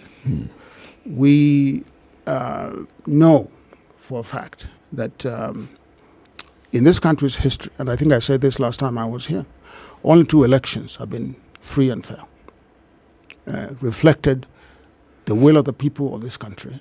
That was the election that brought Kenya independence in 1963 and the election of 2002. I think any objective person who studies elections understands that all the other elections have been compromised affairs, either rigged, comical, or sham. Choose your word. So we are not living in a country that has hygiene in its electoral systems. And we are not living in a country in which power is gotten, generally gotten, through a proper ballot. Mr. Odinga has run many times. Mm-hmm. I think you mentioned this yourself, and correctly so. We know that several of those elections in which he ran were taken from him. I think 2007, I think, is really uncontested. And I think even the late President Kibaki himself admitted that he did not win that election. Did he? Yes, he did privately. He did to many people, especially after the rapprochement with Mr. Odinga. I think in 2017, the Supreme Court itself, the same Supreme Court, said that the election was illegal and irregular, and struck it down. So those are two instances that, in my view, are incontestable. So when you look at that situation, and you understand that the most sacred duty in a country is to choose its leadership, and that the institutions of government that are charged with that responsibility must do so. If you know that this is what is happening, and that the leaders, for the most part, who have been leading us have been usurpers, and you discover that that's a fact in the 2022 elections, what's your responsibility to the country? And I say to you, to both of you, that our responsibility is to work as hard as we can within the bounds of the law, obviously, and peacefully, to make sure that we change this situation. Would it be the same sentiment if Raila Odinga had won in 2007, in 2013, 2000? Would you speak this man in this way if he had won the election? Would there be such a need to change the electoral process or system in this country if he had won? Well, I mean, I think that if Mr. Odinga would have won fairly and freely in a ballot that was, legal, there's no question that I would accept that result. Of course, I think that what we are saying here is that whenever an election takes place, and it's either distorted or rigged or compromised, it's incumbent upon us to object to that election. Mr. Odinga has run as an outsider, as you know, in the previous elections. And so if an outsider was to win an election, I think you can... What qualifies as an outsider, Prof? He was in the opposition. Was he? He was. In 2013 election, Mr. Odinga was running in that election as an incumbent. No. He was a co-president of the Republic of Kenya. No. The person who was holding the sword as the president was an exiting head of state. Mr. Odinga was a sitting prime minister with executive powers in this country. He was an incumbent, Prof. No. I think we can kind of split the difference. I will split the difference with you. Okay. So he was running as a former prime minister. He was running as that. He was running as a sitting prime minister. His running mate was a sitting vice president. No, I understand all of that. But what I'm trying to say to you is that if you know the arrangement that made Mr. Odinga the Prime Minister, you know that it was an accommodation that was made following that violence. And you know that executive power lay within Mr. Kibaki's hands. And you also know that, Mr. Odinga's, opponent,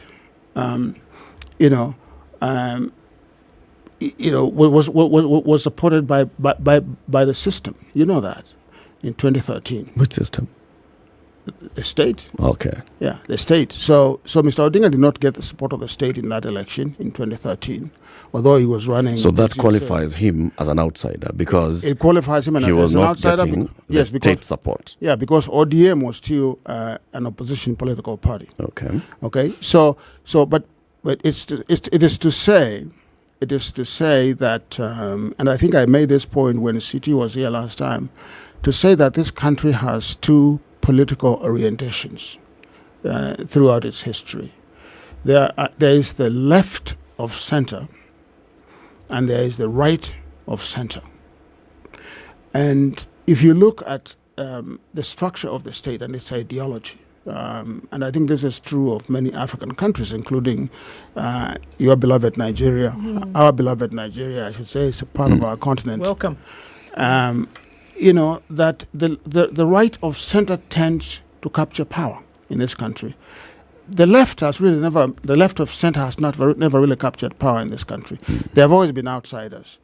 And I think that Mr. Odinga's father, Jaramogi Oginga Odinga, was for a long time the personification, the embodiment, the physical embodiment of the left of center political, orientation in this country. His son, Raila Odinga, now occupies that space. The closest the left of center has ever come to power is 2 instances in this country. Number one, when Mr. Odinga was Prime Minister, I grant you that. And number 2, when Mr. Willie Mutunga was Chief Justice. Those are the only 2 significant people from the left of center who have ever encroached into the state in this country. So it's a long explanation to simply say that that he was an outsider, in 2013. Exactly. Okay, so 2 left of center people were in power, and partially in power. Then in 2022, did he have the system with him? In 2022, it's a very, very complex question that we are asking, and I think, some of these facts, are coming out now with the benefit of hindsight, what we call 2020. I think you read my column in one of in the Nation on Sundays. I used to write quite a bit on the split between Mr. Kenyatta and Mr. Ruto. And if you remember, and if you go back and read those, on many occasions I asked questions about this split between these 2 gentlemen. And the question was always this, that in that split, who has gone away with the biggest chunk of the state? And in fact, I didn't say just the biggest chunk of it, I said the most lethal, the biggest and the most lethal chunk of the state. I think what we know now is that Mr. Ruto really superintended and controlled the biggest chunk of the state and the most lethal elements of the state. I think it's fair to say that Mr. Kenyatta, for reasons that historians will debate into the sands of time. Mr. Kenyatta was betrayed by a lot of people around him. Okay. Yeah. So I would say, to answer your question, I would say that I would, although Mr. Kenyatta, supported Mr. Odinga's candidacy, I would say that, he did not have the machinery of the state. The system was not with Mr. Kenyatta. It was not. In that support. It was now, not. because you had raised those questions, it means that you kept, even as you were working in the inner circles of Azimio, yes, you kept asking yourself this. Yes. You met with the president many times when he was meeting with Raila. You were having conversations with your candidate Raila Odinga. At that point, say by the end of July 2022, did you see the system not with you? Well, I think that... Or did you see the system with you? I think that... So let me explain one thing. So the word system is a kind of an... not oxymoronic, but it's a term that is a little confusing to many people because it sounds like there's a system sitting somewhere waiting to pounce. There's nothing like that. What I would say that there are 2 institutions that I think were important. I think the IEBC clearly was a very important central part of the conduct of the election, and obviously on the back end of it, the determination by the Supreme Court of that election. What I would say is that the machinery of the IEBC and its infrastructure was in the hands of Mr. Ruto.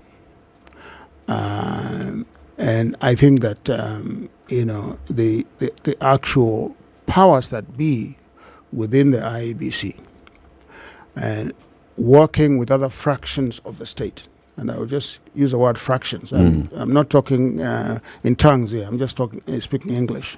But working with other fractions of the state, I think were able to compromise the election. And yet this IEBC, the Handshake brothers, had actually participated in amending the law on the selection panel and appointment of members to the IEBC. True. They have not even rejected the claim that they controlled the process of getting the 4 people, the 4 new people into the IEBC. Yes. So the Cherera 4, the majority of the commissioners in the IEBC were actually picked through a system that was controlled by the Handshake brothers. I think that... But then you tell us that the IEBC machinery, they were not able to get into the IEBC machinery and control it? No, not really control it as such. Just make sure that it conducts a fair election. What did those 4 do? I mean, if you took in those 4 into the commission. So I can explain a little bit here, if you permit me. I think that if you study institutions and how they function and how they are sort of structured and how they function, there are always power centers in institutions, and so what you see may not be what is there. You may see something, but then what is there could be something else. I think I can speak without equivocation and say that the 4 new commissioners never really got seated at the IEBC, never really got entrenched, never really exercised an authority, did not have real knowledge, or were not permitted to have real knowledge of that system, which is Byzantine. It's a very, very Byzantine, it's a dark institution inside. It was the heart of, some of the most bizarre sort of human impulses. Of which Mr. Raila Odinga had no knowledge of. This Byzantine system that you call it. No, of course. And the president. Of course we did. And that's why we participated in the reconstitution. But, you can reconstitute something and still not actually be able to make it work the way it's supposed to work. So if you, for example, I'll tell you something that is interesting, but which won't surprise you. Commissioner Justice Nyang'aya was a commissioner in charge of IT. Yep. Okay. It should not surprise you that Mr. Nyang'aya had no access at all to the IT infrastructure of that organization. He just didn't. It won't surprise you, for example, that when ballots were being procured from the Greek company, that the 4 commissioners, at least the 4 commissioners, had no knowledge of it. The ballots just appeared at JKIA, and I think the press people ran there to go and see the ballots. And there was a very stormy meeting. I'm sure you have heard about this because you're in the business of finding out what happens behind closed doors. There was a very stormy meeting in which the commissioners, really fought each other. And they came out, Mr. Chebukati came out and said that we have agreed, there's no problem. At that point, I would have expected the 4 commissioners to say, no, it is not okay. For whatever reason that there was, they went along. In the final phases of that election, and this is not disputed actually by anyone, Mr. Chebukati came with a sheet of paper with numbers on it, and put those numbers in front of the plenary of the commission, the 7, and said these are the results. And that he and his CEO Marjan had tallied the results working with the staff of the commission. The commission is the 7. Now, as you all know, Mr. Chebukati proceeded to walk out there in that hall in a shambolic exercise that I think will remain, the shame of this country, because it's a very big stain, and conducted an illegal proceeding at Bomas of Kenya, announcing an election result that had been rejected by 4 commissioners. So I mean, I may be talking too much, but... Bottom line is, you participated in sending 4 people into the commission in the hope that you'd have control of the commission. No, and no, in no, the no. end, you not did in not the hope end. that, no, Eric. Not in the hope that we'd have control of the commission.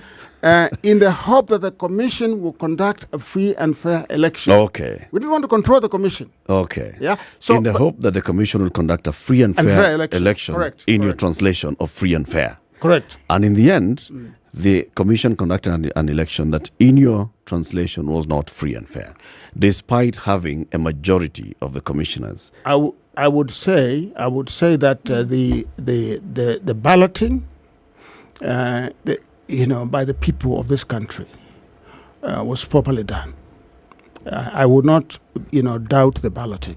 I have no reason to doubt the balloting. The counting. I have a reason to doubt the transmission and the counting. Okay, let's take a break. 25 minutes to 9. Professor Makao Mutua, Azimio. So you are former spokesman to the former candidate of the Azimio. What are you now in Azimio? Let me say that, I am a citizen of the country and I continue to have discussions. A member of Azimio. Okay. Let's take a break. We'll be back shortly. Prof, you've heard of Minute Maid, right? The juice. Yes, of course. Minute Maid juice is perfect and fantastic. Tell him why. What's your favorite Minute Maid juice? There's apple. I know there's pulpy orange. There's mango. Yeah. There's tropical. Yeah, I live in 2 countries at once. So there's Minute Maid in the United States and there's Minute Maid. I get it. Okay. Which one are you referring to? Let's look at the universal message, which is that you can take a Minute Maid break from all the drama that clutters us, isn't it? And you need a moment to just refresh. And Minute Maid does that for you in any of the flavors that are available. And you have. I like pineapple. Okay. There That's you go. all we were asking. This is the Situation Room, the only way to start your day.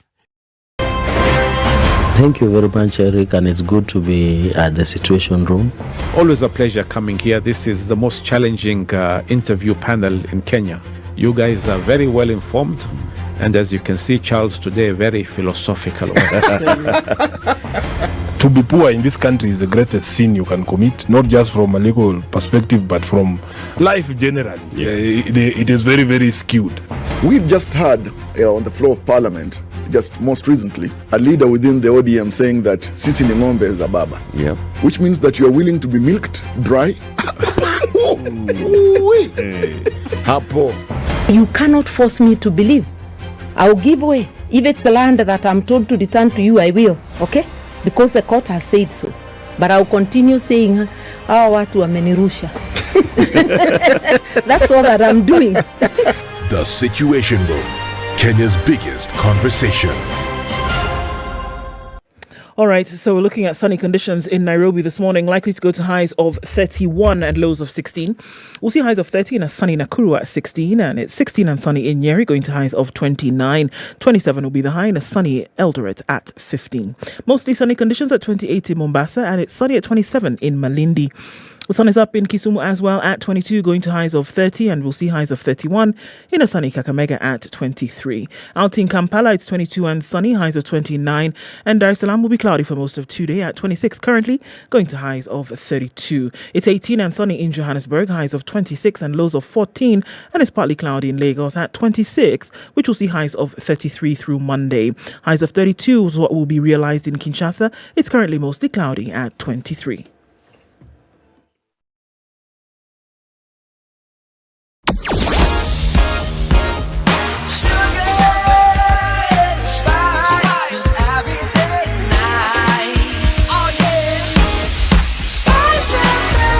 Spice up your life.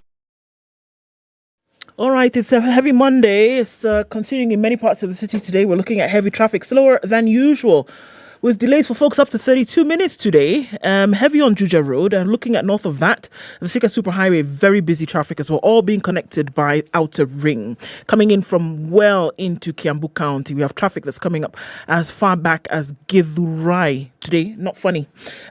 Service lanes are helping folks out today. You might want to think about using them. Limuru Road, a nice whole area through to the village market coming out of Ruaka. Past Two Rivers, Kitisuru, very heavy traffic today. Gashie, Karura, Red Hill, all of that, an absolute mess. And this is all coming off of James Gishuru, which spills over to Wayaki Way. In the middle of the city is a lot of traffic today. Gong Road started early, still heavy. Beehive of activity continues around that area. Mombasa Road, not too bad, but you'll get to the Nyeri Stadium roundabout and you'll be held up for some time. All right, still in traffic hour. Let's see what happens in a short while.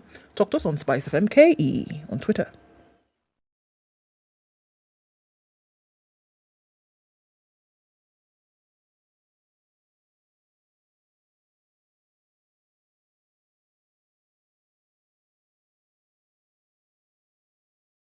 Mature, intelligent talk every morning. Spice up yourself.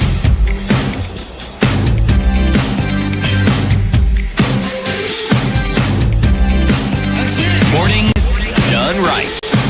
94.4 Spice FM. The conversation continues. The Situation Room on Spice FM, on KTN and online.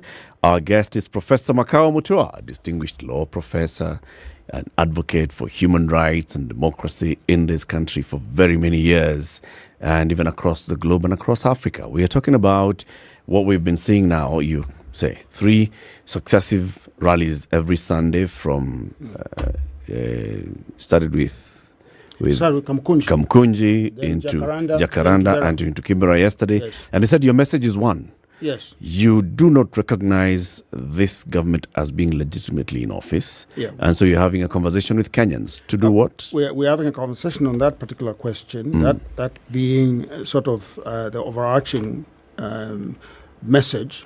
But we are also highlighting the failures of this regime, in particular on questions of kitchen table issues, or issues of the cost of living, whether we're talking about transportation and the cost of fuel, whether we're talking about food, and of course the question of taxes, which appear to have escalated to a large extent. We are talking about the kind of general hunger and I think depression and trauma that the country now finds itself in. Essentially 5 to 6 months after Mr. Ruto was declared the winner. We are saying that there's an utter failure of the regime to respond to the challenges that this country faces. Okay. But let me do something here and, sort of demonstrate my mood by putting on my... Really? Yeah. Is that it? I'm going. This is my mood right We've now. We've crossed over into Uganda now. Oh, here we go. Okay. This is it. This is no. This was given to me yesterday at Kibera by a new movement. What's written on it? It's MDD, the Movement for the Defense of Democracy. Movement for the Defense of Democracy. MDD. I was very shocked myself, when I saw it, and I thought that this is what citizens do when they are under siege by a state. They begin to protest. And so this is one symbol of that protest. I thought I would just put it on so that you can... now you can have it on. Keep it on, by all means, Prof. No, it's okay. So the message here is there is the high cost of living, the challenges that Kenyans are facing on a daily basis. Correct. And then there's the other one of let's install a government by the people. A government of the people, by the people, and for the people. How do we install this government of the people, by the people? Yeah, so I think you've been watching the rallies. Yes. Right? I can tell you... and I call them concerts, but let's go with rallies. And I have been a big observer of these political events, not just in this country, but throughout the globe. When you see the kind of energy, when you hear the voices of the people at these rallies, when you listen to them, and when you look at their body language, you know that something is fundamentally wrong in this country and that people want to correct it. I'll tell you, after Jacaranda, when we finished, we were riding out, of the place. and I was riding with Baba in his car. You know, people ran with us or alongside us for several miles. And I'm talking about common people. These were people, market women. These were hawkers. These were cobblers. These were just common folk. And the heat was searing, and they ran alongside us throughout, shouting at the top of their voices, saying that Ruto must go. Okay.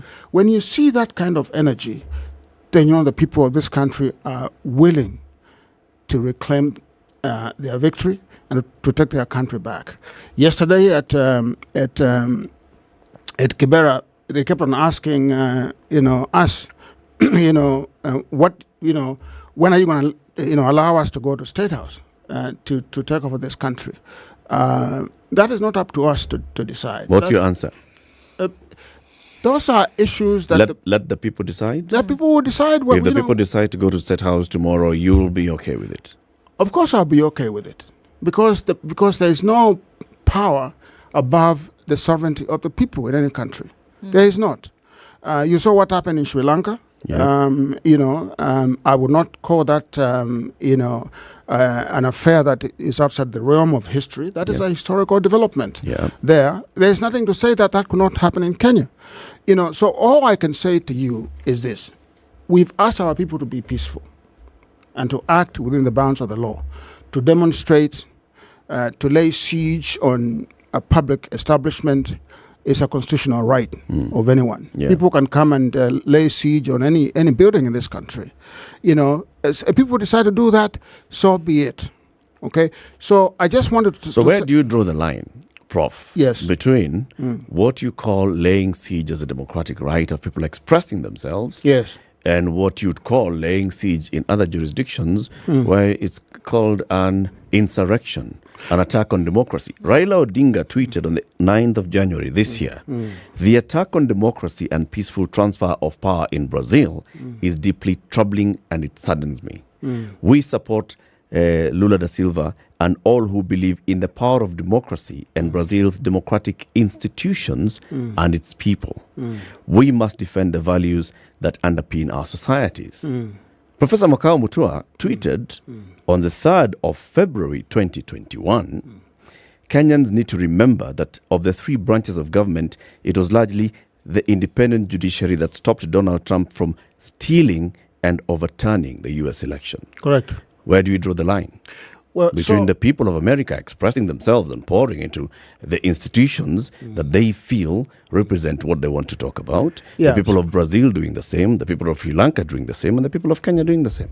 Yeah, I think this could be confusing to people, but apples and oranges and pears are different things. They're fruits. But they are different kinds of fruits. They are. And some of them, you could be allergic to some and not the others. Let me say that in the case of the United States, and I was there when this was unfolding, and I saw people, climbing up on the Capitol and so on. Mr. Trump had lost the election, and there was no question that he had lost the election. That mob, essentially of white fascists and racists, who formed the base of Mr. Trump's political movement, could not contemplate, a Democrat in power, and especially one whose main base of support was African American.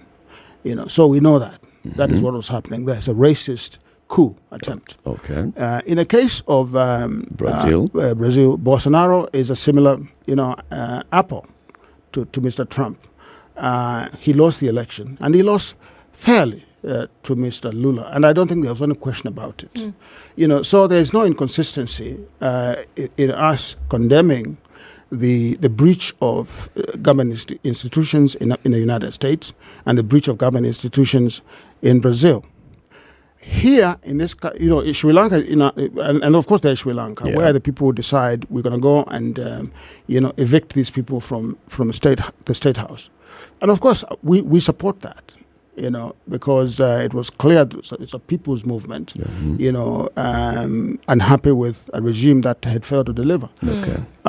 in the case of Kenya, again, we are saying that, and it is not every opposition to an election that is illegitimate or legitimate. You have to look at the context. Okay. Okay, that's why we discard, we don't support Lula. I mean, we don't support Bolsonaro. We don't support Trump because those are basically coup makers against democracy. In the case of Kenya. And racist coup makers at that. In the case of Kenya, we have an election that was stolen, and we have figures that demonstrate that. Figures that have, by the way, have not been controverted by anyone.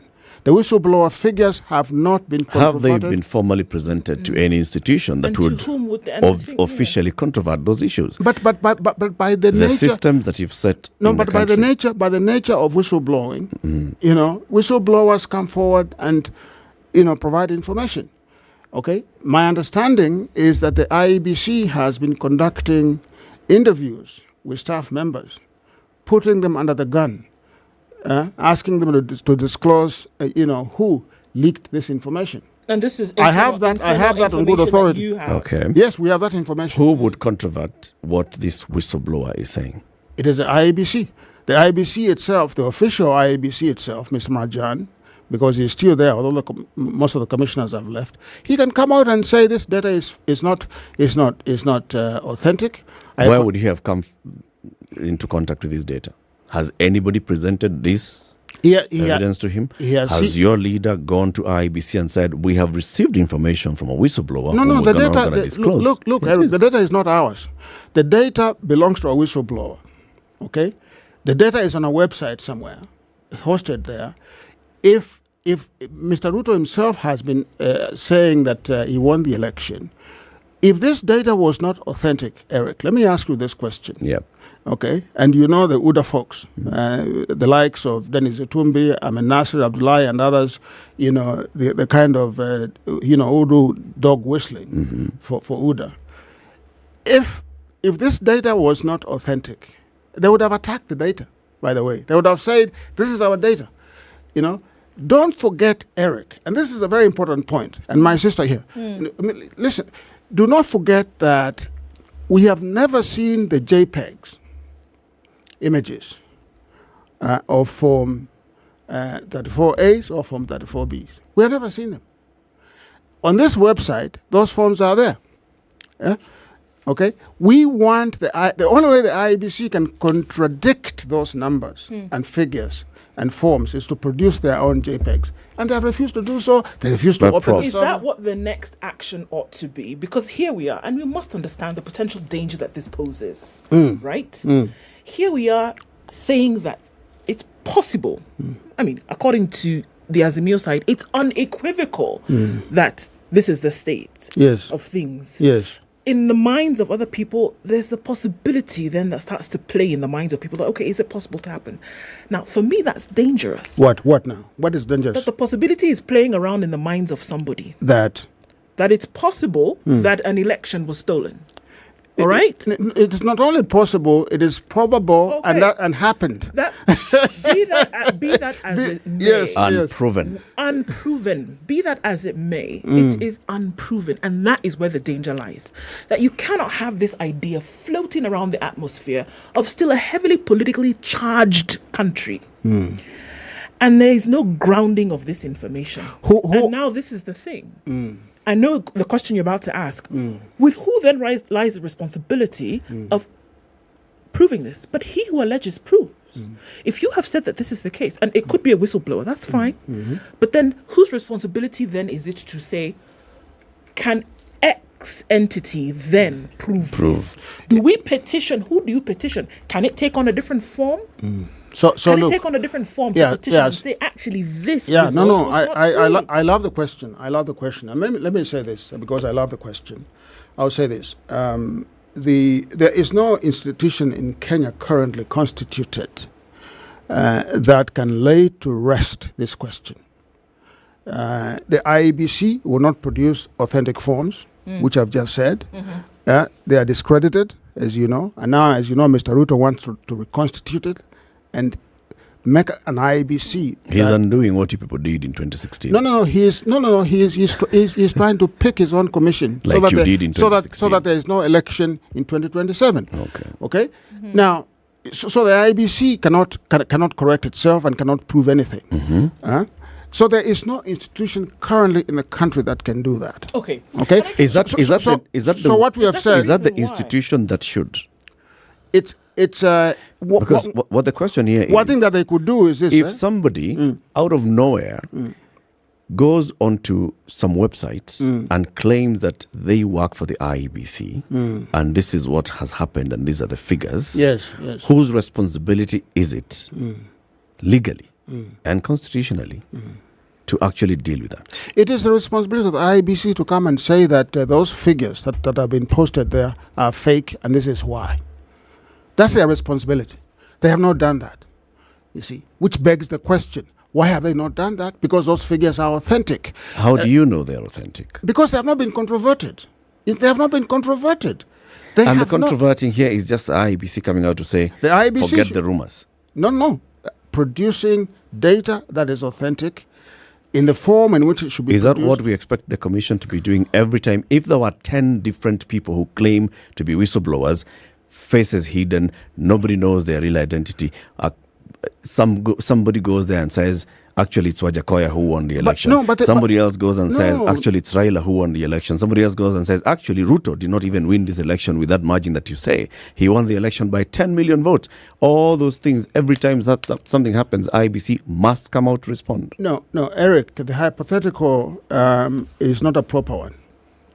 Because now you are throwing spaghetti on the wall. No, I am looking at all candidates. And there's a possibility that somebody could come out and claim that actually Wajakoya's votes were suppressed. But you see, no one has done that. Let's stick with what is real. No one has done that. The person who has said that his victory was stolen was Raila Odinga. Okay? Let's deal with that's a fact. He has said that. Yes. It's also a fact that there are some numbers on a website somewhere which say, if, for example, someone comes and says that you guys have been swindling, SpiceFM, Standard Group. Standard Group. If someone can and post that information there, what do you think the Standard Group will do? The Standard Group will come and say, let's conduct an internal investigation to see if Eric and Do have done that. Okay. And then tell the people that this is not correct. Okay. Okay. So you've so far confirmed to us here that you have information that the IBC is doing exactly that. No, the IBC is not doing that. What the IBC is trying to do is to conduct a witch hunt to find the leaker of the information. Also, that's what a different you're question. saying is that they're asking the people who went out and told They are completely. In fact, they are in a panic mode. They have completely panicked. They do not know who leaked the data, where it came from. They cannot find the whistleblower. They are panicked, and I urge you, and the press in Kenya to ask them these questions, because they are hounding out their own people in the office. We have information that is clear. If the whistleblower had come out to say that actually William Ruto's votes were 10 million, what would Raila Odinga be saying today? What we would say, we would ask that Ruto has now cooked a whistleblower. No, we would ask the commission to either authenticate, dispute, or confirm those numbers. We would. Eric, we would. I mean, I am being very honest with you. You cannot, it would be the height of a responsibility, bordering on treason, for such information to come out, and for you as a commission responsible for conducting elections to not to clear the confirm. air on that question. It's irresponsible. Besides, do not forget, Eric, that the commission had 7 members. You remember that? Yep. There's a reason why that constitutional design is there in the Supreme Court, in all Supreme Courts of the world, in electoral bodies. The numbers are 5, 7, 9, 11, whatever. Yep. Odd numbers. Yep. So that the majority can rule the day. Where on earth, Eric? I mean, you got to give me this one. Give me this one. Where on earth can 4 people be overridden by 3? On earth? Okay. The question is, and I know we're running down the clock, but who would then be in a position to compel the IEBC to then clear the air? Because if I take you to court today and I say 1, 2, 3, Prof did this, the court will say, "Oh, right, you have a right of reply." The court would compel you to come do and that, answer. Who compels the IEBC in this case? In a civilized country where the rule of law works, that would happen. In this particular case, when institutions of democracy fail to function, then the people take the power in their own hands. So you're saying that the courts have also failed? They have failed. They have failed. There's no question about it. And that's not breaking news, Eric. It is not breaking news. Oh, no, it is. No, it is not breaking news. We all know that the court system in the country is not working. These words, I've heard these words from many other people, all right? Some of them are lawyers. But Professor Makau Mutua, you are not just any other lawyer. Yes. All right? Let's go into the news. When you come back out of this, I'll say exactly why. When you say that, it's breaking news to me. Okay. This is Kenya's biggest conversation. Good morning, 9 a.m. Professor Makau Mutua is our guest.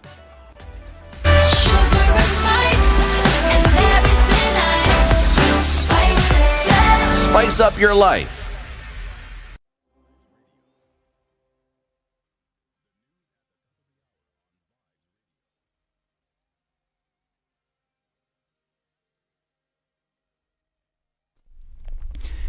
Good morning, this is Newswire. I'm Dennis Aseto.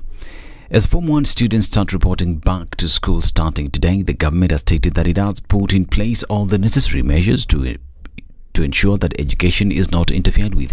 President William Ruto says that his government has released funds for the sector and also hired new teachers who will help in boosting the already existing numbers. Watoto wa primary school, junior secondary school wote wanarudi shuleni. Nataka niwaambie Wakenya wote tumeshafanya mipango ya kutosha kuhakikisha kwamba watoto wetu wakirudi shuleni watapata mipango iko sawa sawa. Tumerelease pesa karibu bilioni 36 kuhakikisha kwamba watoto wetu wote wanapata mambo shuleni, mambo ya vitabu, mambo ya walimu, mambo yale mengine yote ambayo yanahitajika kwa masomo ya watoto wetu itakuwa tayari. Vile niliambia taifa, tumekamilisha kuajiri walimu wengine 30,000 watakaoshughulika na masomo ya watoto wetu.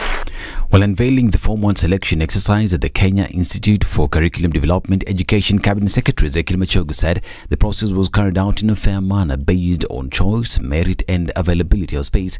Machogu also said that a total of 107,461 girls and 91,566 boys have been admitted to county schools across the country. The CS also said all 106 national schools got placements, with 18,794 females getting spaces and 20,178 males. CS Machogu also reiterated that all Form 1 students' details should be captured on the National Education Management System by March 2nd. The KCPE results were released on December 21st, 2022, with 2 students emerging top with 431 marks. More than 1.2 million pupils sat the KCPE exams in November 2022. The Kenya Urban Roads Authority has announced a traffic disruption that will affect motorists plying the Eastern Bypass. In a statement, Kura said that there will be a disruption from 6 a.m. until Wednesday the 8th. Motorists are advised by the authority to use either Outer Ring Road or Kangundu Road as alternative routes to minimize traffic at the Utawala Benedicta Junction section. In addition, Kura is urging motorists to drive with caution as they approach the section. However, traffic marshals and police will be on site to guide motorists so as to enable a smooth flow of traffic. And the East African Community Summit has ordered the immediate withdrawal of foreign armed groups in eastern DRC as part of renewed efforts to end clashes in the region. This, according to a directive that was listed in a communique released at the end of the 20th Extraordinary Summit hosted by Burundi President Evariste Ndayishimiye. The head of state further directed that all ceasefire violations be reported for action. The summit also called for the revitalization of dialogue mechanisms and inclusion of all parties. The call for withdrawal of foreign armed groups followed a sustained onslaught against Rwanda by DRC and a section of international actors over its links to the M23 group. Now, 4 suspected bandits were shot dead by a multi-agency security team from Kirima Sub-County, Laikipia County, according to the area Deputy County Commissioner John Orata. The security team was following the bandits who had raided cattle from Muige Ranch and managed to intercept them at Posta area in Relit village. A shootout ensued between the bandits and the security officers, who managed to neutralize the 4 suspects. The security officers recovered a J3 rifle, an M16 assault rifle, an AK-47 and 4 double pouches of an AK-47 rifle from the suspected bandits. The 4 bodies have been taken to Nyahururu County and Referral Hospital mortuary, awaiting identification and post-mortem as security officers pursued other raiders who fled the onslaught. In a statement, Orata said the government was firm in tackling banditry attacks and livestock raids in the area and called on members of the public to partner with the government in an effort to eradicate the vice. And the US shot down a giant Chinese balloon that it says has been spying on key military sites across America. The Department of Defense confirmed its fighter jets brought down the balloon over US territorial waters. China's foreign ministry later expressed strong dissatisfaction and protest against the US use of force to attack civilian unmanned aircraft. Footage on US TV networks showed the balloon falling to the sea after a small explosion. Here, it's US President Joe Biden after the balloon was shot down. They successfully took it down, and I want to compliment our aviators who did it, and we'll have more to report on this a little later. I'm Dennis Aseta. Good morning.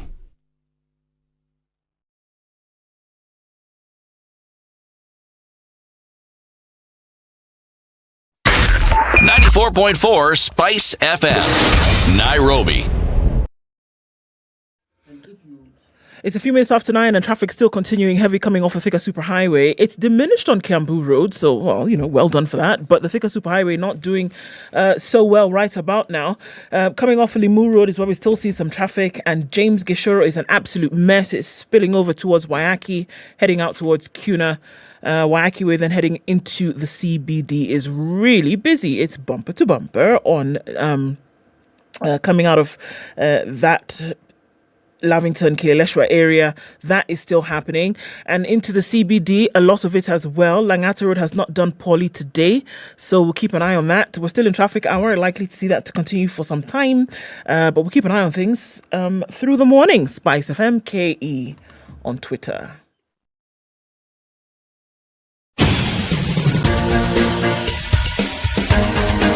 This is The Situation Room, the home of hard-hitting political commentary and penetrating insights about the state of the nation. This is a talk radio experience like no other. The Situation Room, a place for hard truths, debates, and elevated conversations. The Situation Room, witty, political, engaging, deep, controversial. In the room, we have C.T. Muga, researcher, academic, seasoned political observer, a fountain of wisdom in these politically uncertain times. Ndu Oko, Nigerian by birth, Kenyan by choice, communications expert, Pan-Africanist, a truth seeker and believer in people power, and Eric Latif, agent provocateur, the man in the chair, seasoned journalist, news hound, a man who believes in punching up, not down.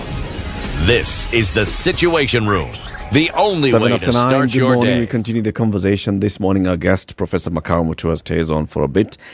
Today's proverb is from Malawi. If you dip your arm into the pickle pot, let it be up to the elbow. If you dip your arm into the pickle pot, let it be up to the elbow. Andrew says the translation of that is another one, the English one, in for a penny, in for a pound. If you want to dip your arm into the pickle pot, don't just put your fingers. Okay, just go all the way. Get everything. Yes. Yeah, that also actually sounds messy. Why would you do that? And why? And who would eat those pickles? The rest of them, right? When probably because they expect you to use maybe a spoon or something to scoop the things that are in the pickle pot. Right now, if you decide to put your arm into it, then just come on by and buy. That's a firing offense right there. You could be fired if you're in the kitchen. And you do such exactly, right? Yes. Yeah. So we continue the conversation, and Prof, we were talking about what the Azimio game plan is, what the Azimio issues are with this government.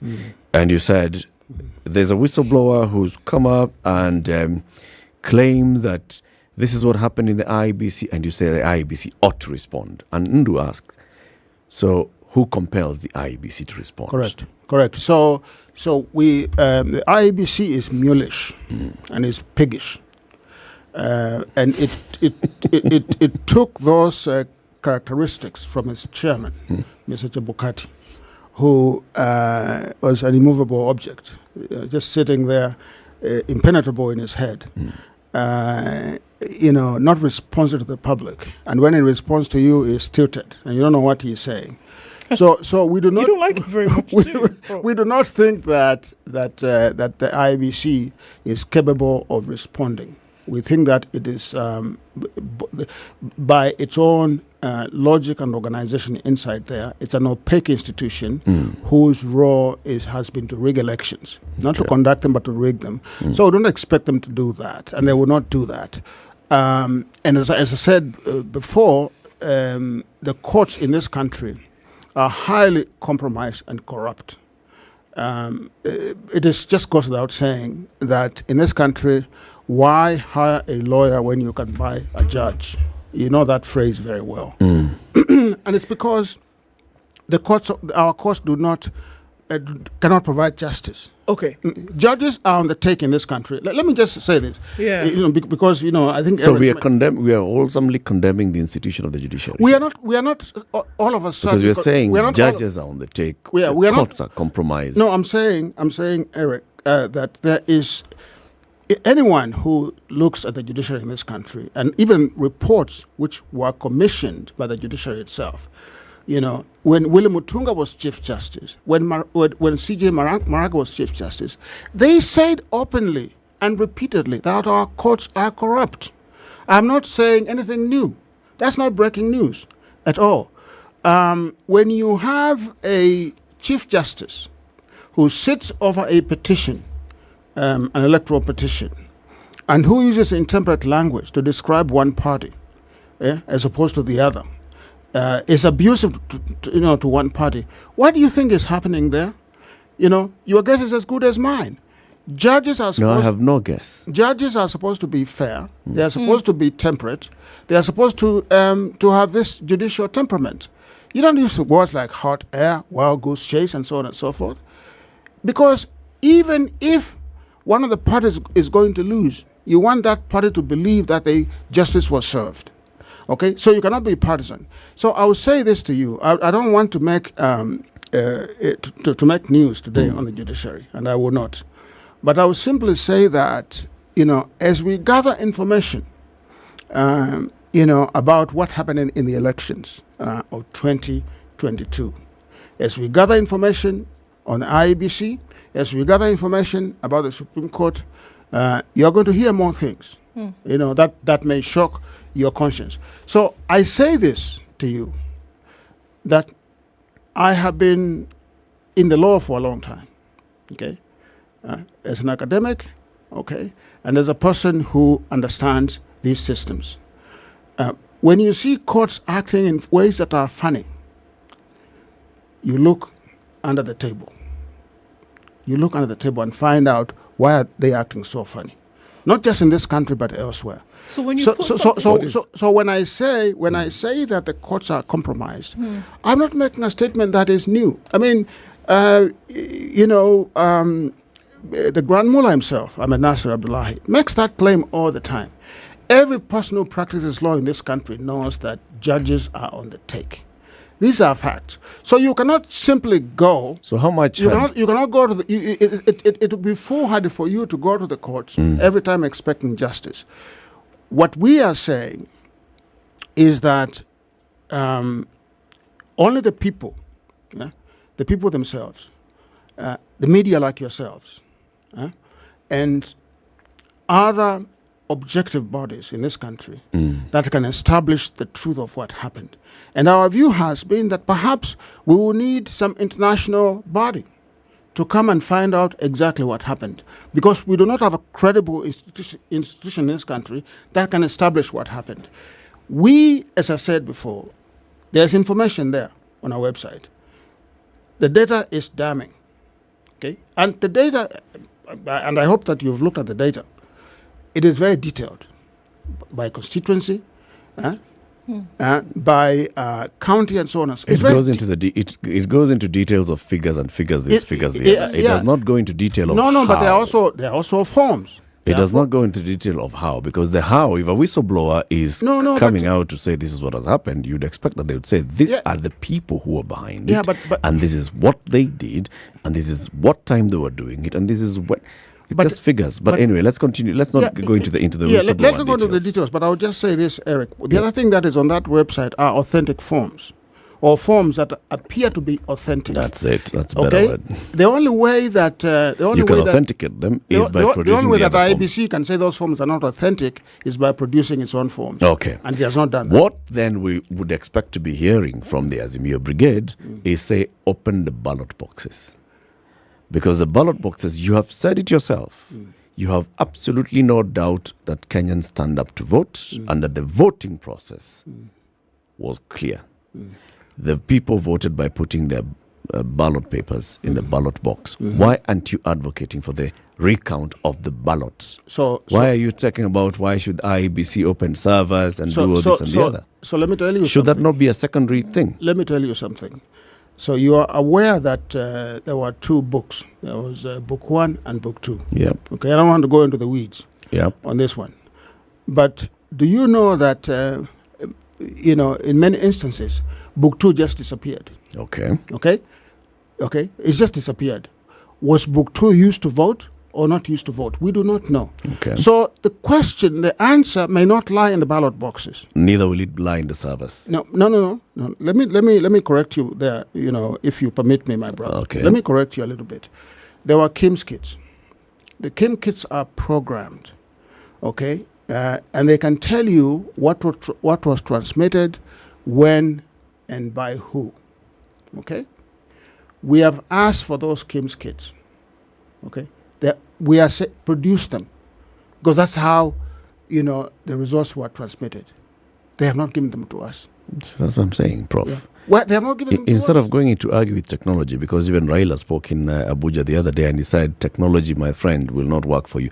Why not just say virtual? People voted virtually, manually.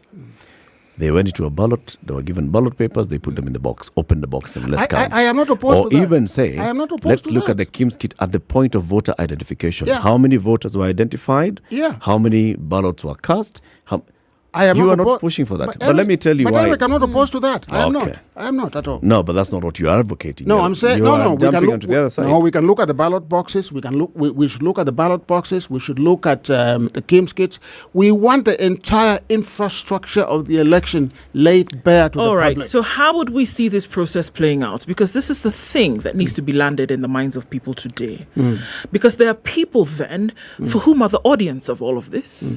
There are people who come to these rallies. As you say, maybe are expectant for something. There's this air of, that says, okay, part of it is, all right, constitutionally, there's a government that's in place. Let it carry on and do its thing. There's an opposition which should be then putting this government to task. But we're saying here that there's something that's amiss, right? Okay, you can't take it to court because the court is compromised. This is what you said. Yes. IEBC is not answering because for who God knows why they're not answering. They are they know what they cooked. Okay, this is what you're saying. So the end game, what is it? Until how long? And then how is this all going to play out? There is a whistleblower who's come out and there's information on a website. Okay. There is Mr. Raila Odinga who said he should have won this election. He did not because of 1, 2, 3.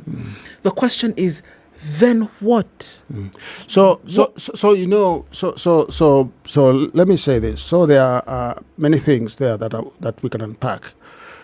The election is one thing, okay, and we know what those issues are, okay, that we have raised vis-a-vis the IABC or vis-a-vis the Supreme Court. We know what those issues are that we have raised, but there are other things that are also happening in the country, and you must see this, in that holistic context. So, for example, I talked about the cost of living. Yeah. Okay. I talked about the appointment of of individuals Yeah. in the Uda regime, who are tainted, and many of whom have cases before the courts. Okay, the same courts. Some of those cases have been withdrawn simply because, and we know whose cases have been withdrawn. And it is shocking to us that when the cases are withdrawn, the same people are appointed to senior positions in government. Okay, if the DPP was the one who prosecuted those cases, and in one case, in Mr. Gachagwa's case, a court ruled that the 202 million shillings were proceeds of crime. Okay, they are declared the winners the following day, more or less the following day. He gets his money back. This is the height of impunity. And then, at the same time that this is happening, these individuals are not doing anything to help the common mwananchi.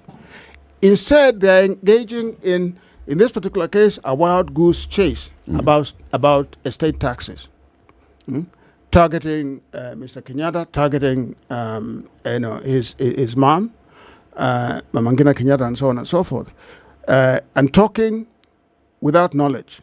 This Senator Cheragai, or whatever his name is just foaming at the mouth, talking about things he does not understand. The estate tax that he's talking about, that law was repealed in 1982. Okay, I can give him a short lesson. In 63, a law is enacted which says that if you die and you pass your estate to your progeny, okay, they will pay taxes. Okay, in 69, that law is amended to exempt the estate of Mzee Jomo Kenyatta, okay, from paying taxes. In 81, Mr. Moi again pushes an amendment to also exempt his own estate. But in 82, there is a repeal of that law completely, so that no one in the country, should pay estate taxes. I think the argument was that it's an African to ask a dead person when they are passing their wealth to their children to pay taxes. So they don't understand even the law, what the law says. They're talking out of school. We've also seen, you guys have reported on it, the withdrawal of security from the former, head of state, Mr. Kenyatta, including security to his mom and his close family members, and so on and so forth. When Mr. Kenyatta was the head of state, he worked for this country. Okay, Mr. Kenyatta is in possession of, information that is central to Kenya, to the state, to this state. What if something was to happen to him because he doesn't have adequate security? This is vindictive conduct, and it's diverting attention from the kinds of things that, if you claim that you are elected, that you should be doing. Exactly. Instead of giving people 500 shillings in a hustler fund. That is why, Prof, I call these concerts even your own rallies. All right? So look at the chronology of this. One time the president calls commissioners, independent commissions, constitutional commissions and independent officers to State House. He reads a statement in which he repeats that statement of the NSAC and others attempting or plotting to kidnap the former IEBC commissioner. And this is what was happening in Bomas. The following day, the Azimio Brigade picks it up and they start responding. And almost the following day, they come up with the whistleblower account. Following weekend, you're at Kamukunji. And then that's a declaration, we don't even recognize this government. That conversation has just kept moving. William Ruto has now picked up the issue of people paying taxes. And the conversation that is coming from the Azimio Brigade is stop going after the former president. Stop victimizing the former president. This is all of you are basically distracting us from the facts on the table. And the facts on the table are cost of living, cost of livelihoods. The headline today in the Standard is showing children who performed exemplary well, and they're supposed to be reporting to Form 1 today. They may not go to the school that they have been admitted to. Why? Because of lack of school fees. And these are just a few of the cases that the Standard could land on. Very many children are not going to be able to report to school from one between today and tomorrow because of a lack of school fees. Yes. Many are going to end up in schools that they did not want to go to. Correct. But the conversation coming from Azimio is not any of these issues that matter to the people today.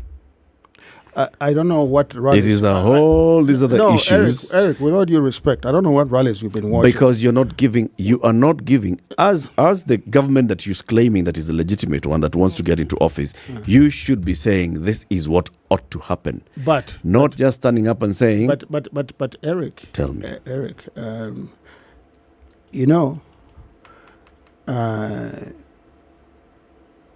when you watch our rallies, okay, there are elements in the rallies where we discuss electoral malpractices. Yeah, without question. Because we feel very strongly about that. Yeah. And we think that we would be better governors of this country. But most of our rallies, I would say 70% of our rallies are devoted to discussing kitchen table issues, bread and butter issues, and telling the country what we would have done and what is not being done. It breaks my heart when you show those young people there, who are, have done very well, have done what they're supposed to do, but now they cannot go to school. It breaks my heart when you talk about that. But, this government, or this regime, I should call it, is interested in consolidation of its power. It's consolidation of its own power. It is not interested in delivering on the issues that you raise. You cannot blame us, Eric. You cannot blame us and say that these people in Azimio should not raise these issues. We are raising those issues. You're repeating the obvious. Look, if you just stand out there and do like we do on this show, we say this is like what the Standard has done. The Standard is basically highlighting the issues. Yes. If this story was in yesterday's Standard, we'd have had the leadership in Azimio saying watoto hawaendi shule. Hii serikali imeshindwa. No. We have been saying. What is your solution as the government in waiting? We have been saying that. And I hope that you read our manifesto. No. I want to hear yesterday's rally, last weekend's, the previous weekend's rally. What exactly is the game plan? What shall you do to force this regime to respond today, as these children are going to school today, so that they can go to school? What shall you do to ensure that this regime, as you're calling it regime, not even administration, this regime, let's go with your words, this regime lowers the cost of unga immediately? What is it that you shall do? Don't just tell us that they have failed. We know they have failed. We are the ones who are not eating the unga. Let me tell you something, Eric. If you have a neighbor, next to you, who is not supposed to do, who is not doing what they're supposed to be doing in their house, you cannot go and tell them, what they should do, That's not your job. Your job is not go tell them what they should do, Our job is not to tell these people what they should be doing. But to highlight when they're not because doing we do not believe that they are legitimate. We are not going to engage them as peers, as co-equals. Are you saying because we are saying they are usurpers? I need to get some clarity here. Yes. Because are you saying the position of opposition is not even going to be discussed at this point? Because what you're saying as the Azimio side is that, as far as you're concerned, there's nobody there's nobody in the administration. We are not opposition. So there's nothing. We are not opposition. So essentially, you're saying you cannot oppose something that is not there. Is that what you're saying? We are not going to be engaging with a regime that we don't recognize. So for example, I have to make this point here. You have seen Mr. Ruto hurtling down, the path, trying to recreate the IABC.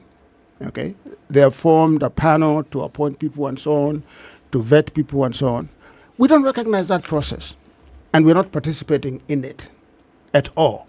We are not. So So we are not going to engage with a government that is illegitimate, that is a usurper. We are not going to do that. So what are the people of Kenya who are coming to these rallies every weekend? What are they participating in? The people of Kenya are interested in making sure that the votes that they cast on August the 9th last year are respected. And their view, the people who come to those rallies, their view, and a very large majority of Kenyans, their view is that we won the election. I tell you something. I have been walking around this city. Okay? I go to malls, I go everywhere. Do you know the single most important thing that everyone is asking me and telling me? You know, the people just come to me literally weeping, saying that, what are we going to do now that the election was stolen? Their words, and I'm telling you that I'm not making this up. You know, I cannot even walk for like a minute without being stopped by someone to ask that question. One lady stopped me at Sari Center the other day and said, you know, my soul died, you know, when Chebukati announced that election. You know, people in this country are angry. Have you seen an election in which a person is announced as a winner and there's no celebration? Have you seen an election like that one? I have never seen it. Typically, when an election takes place and someone is elected, the country, you know, exhales and says, you know, the election is over. Yeah? Let's go and make money. This did not happen in this country. It did. No, it did not. There was a brief. In your quarters, it didn't. There was a brief. In other quarters, no, it Eric, did. I was watching news just like you. There was a brief moment of celebration in somewhere in Eldoret. I didn't see it anywhere else. The streets were empty, completely empty. You know, Eric, and I know this. The people of Kenya are now traumatized and depressed. You know that. And if you don't know that... So you're saying, Prof, that the most pressing need for Kenyans today is what to do because their election was stolen. Yes. That's the most important thing. Yeah. The most important thing is not about food, it's not about taking their children to school, it's not about any of those things. Because unless you correct this, unless you put the right people who won the election in power, right, those problems that we are talking about will not be corrected. So when you talk to them... They have been in office for 6 months. They have not corrected anything. So when you talk to the people, because you say that you go to the rallies and you talk to the people and you remind them about the cost of living and all, what is it that you tell them? Remember, the cost of living is high. Remember, you have not eaten this morning. No, remember, your children may not go to school tomorrow. Is that what you tell them? We don't even tell the people that. You know, actually, if you watch our rally yesterday, there are people who came on the stage and spoke themselves. You know, our politicians spoke last. Okay? The people themselves came and spoke about those issues that we are talking about. And what were they saying?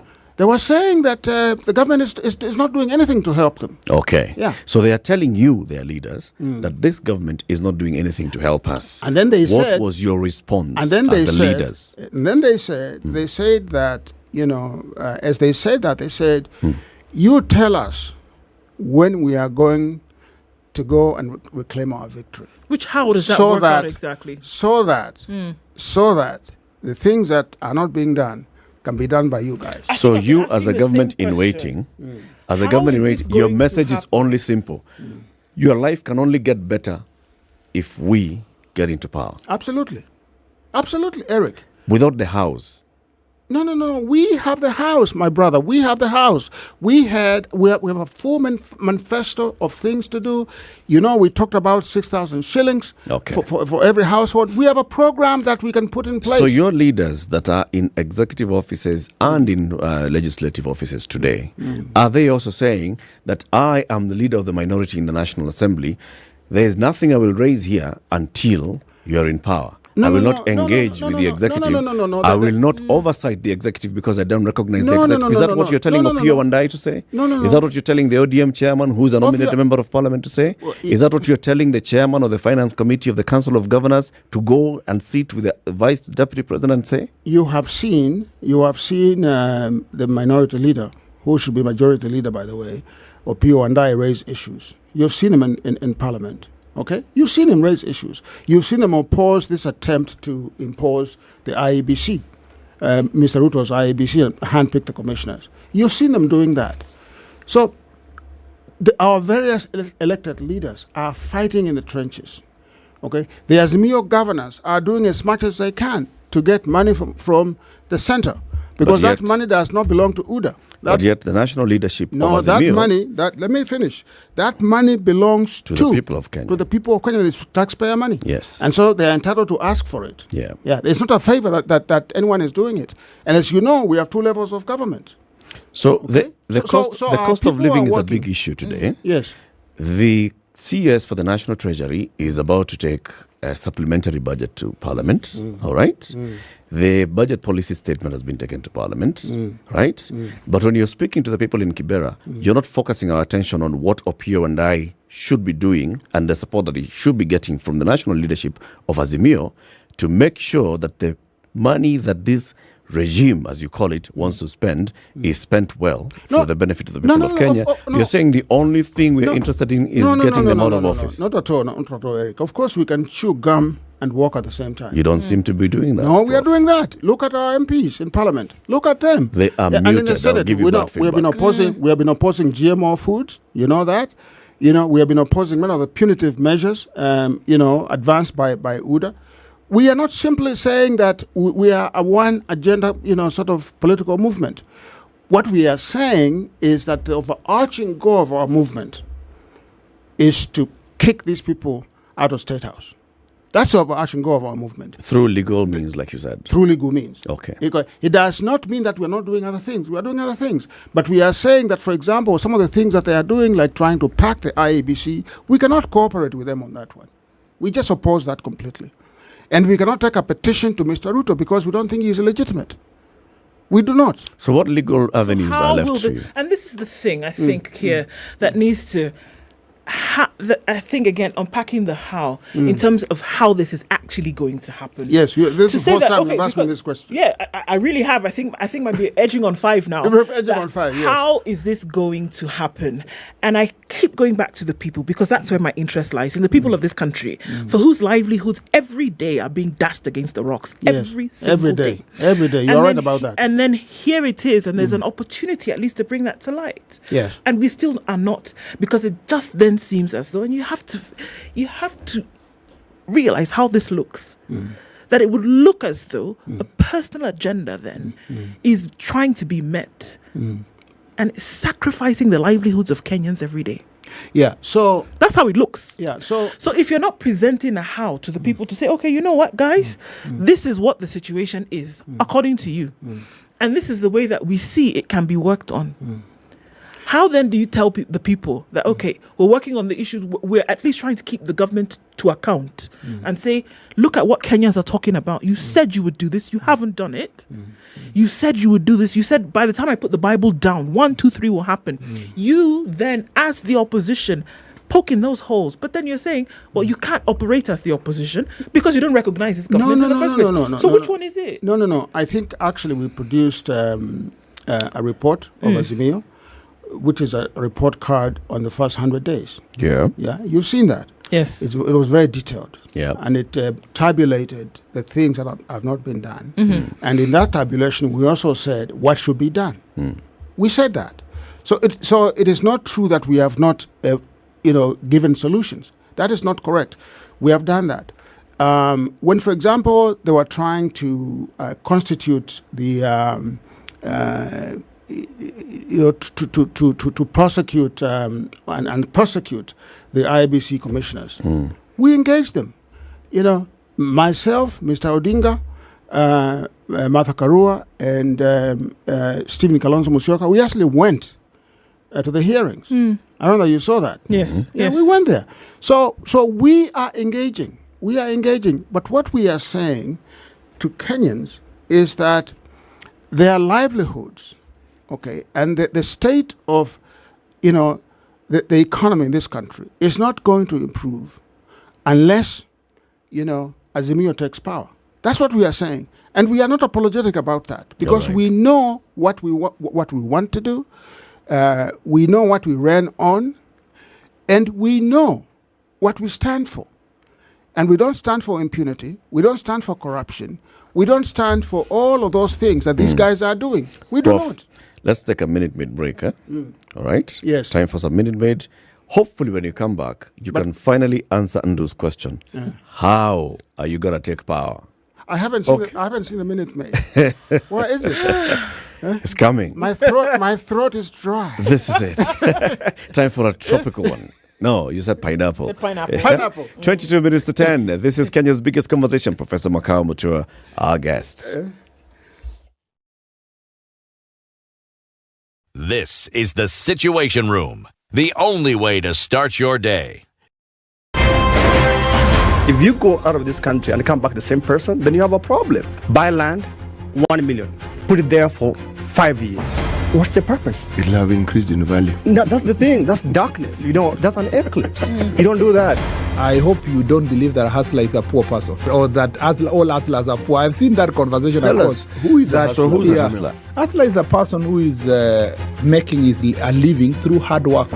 Corruption in Kenya is a political accusation. The people who are actually corrupt are not pointed fingers at. Kenya is not free. Kenya imeshikwa na mateka. It's under siege. Have you seen that lodge on Nyeri Road? Very high fence. You can't even Windows sleep inside. up near the ceiling. Yes. And if you walk that midnight, you see bats the size of cows. And when it rains, it doesn't rain on that building. Yes. When you're at All Saints and it's raining, it doesn't rain on that building. The things people will believe. The Situation Room, Kenya's biggest conversation. Sunny day in Nairobi at 22, highs of 30. We'll see highs of 30 as well in Nakuru, where it's sunny at 22. 16 and sunny in Nyeri, highs of 29. It'll go to highs of 27 in a sunny Eldoret at 18. It's 30 degrees in Mombasa, highs of 32. It's also 30 in Malindi, going to highs of 31. Sunny at 24 in Kisumu. We'll see highs of 30 and we'll see highs of 31 in Kakamega, where the sun is up at 25. It's 23 and sunny in Kampala, going to highs of 29. And 32 will be the high in a cloudy Dar es Salaam at 25. 19 and getting warmer in Johannesburg, going to highs of 26, and it's 26 and cloudy in Lagos, where there will be highs of 33. Mostly cloudy conditions at 23 in Kinshasa, highs of 32 and lows of 23. It's 9 degrees and sunny out in Beijing Monday afternoon. That'll be the high, coming down to lows of -7. And it's 2 degrees and mostly cloudy in Paris, highs of 8 and lows of 1. 0 will be the low in a cloudy London, currently at 3, going to highs of 9. And Monday night still reads 6 degrees and cloudy in New York, highs of 10 and lows of -1.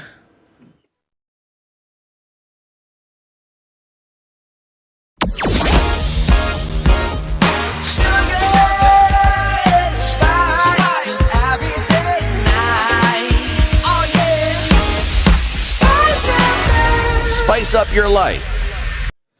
We'd seen traffic ending on Kiambu Road, and then Kiambu Road said not just yet. Still some traffic there, and it's going out towards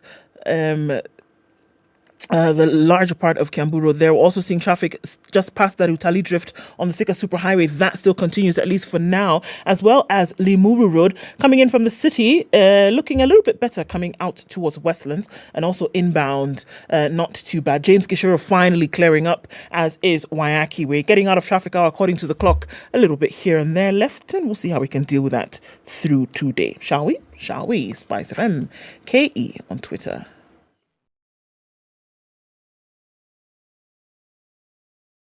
Mature, intelligent talk every morning. Right. 94.4 Spice FM, Nairobi. To go before the end of the show this morning. Prof, remember when I said that it was breaking news when I heard it from you? Yes. Because Professor Makao Mutua, you're not just any other person in this country. You, for very many years, 40 years plus, you've been pushing for rights, for democracy, for institutionalization and constitutionalism in this country, right? You've been in the trenches. You've founded the Kenya Human Rights Commission.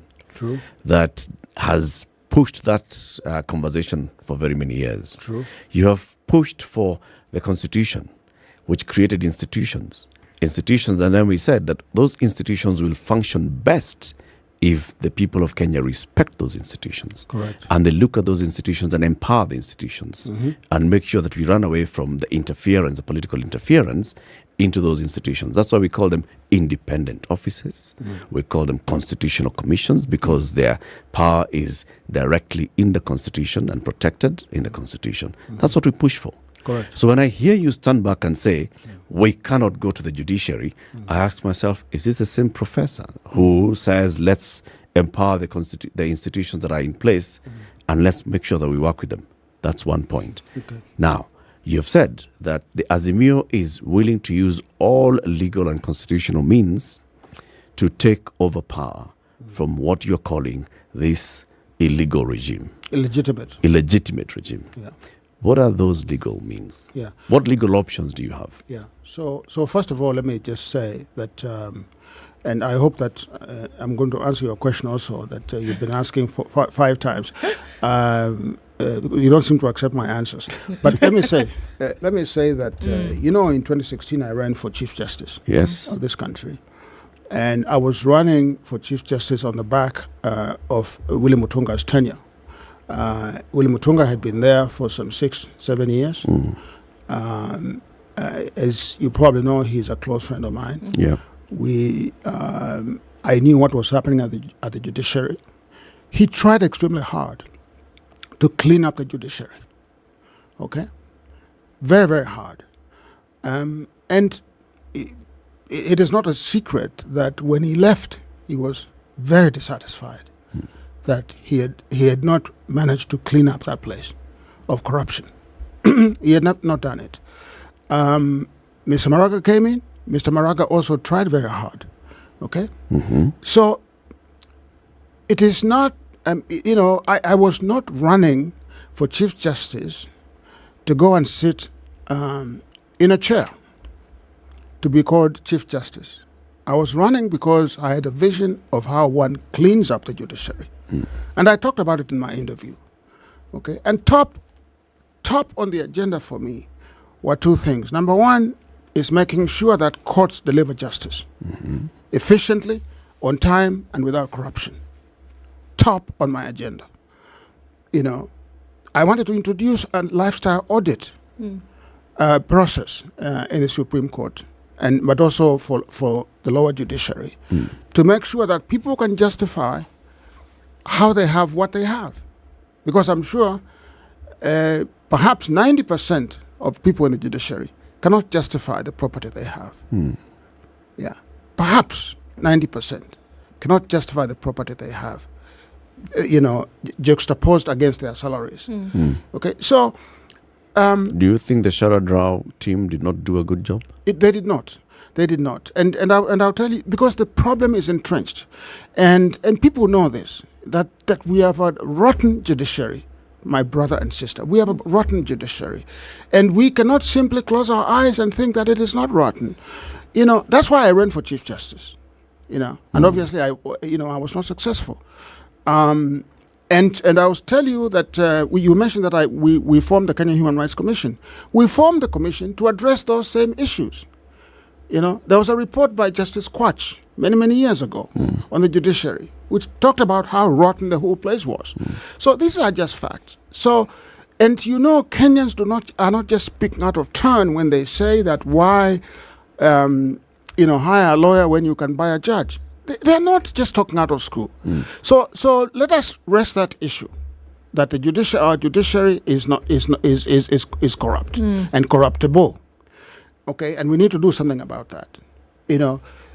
If does that include going to the judiciary seeking justice, or should we say until the day that we feel satisfied that our judiciary is clean, let us not seek justice in the judiciary? No. We for example, given the judiciary chances, from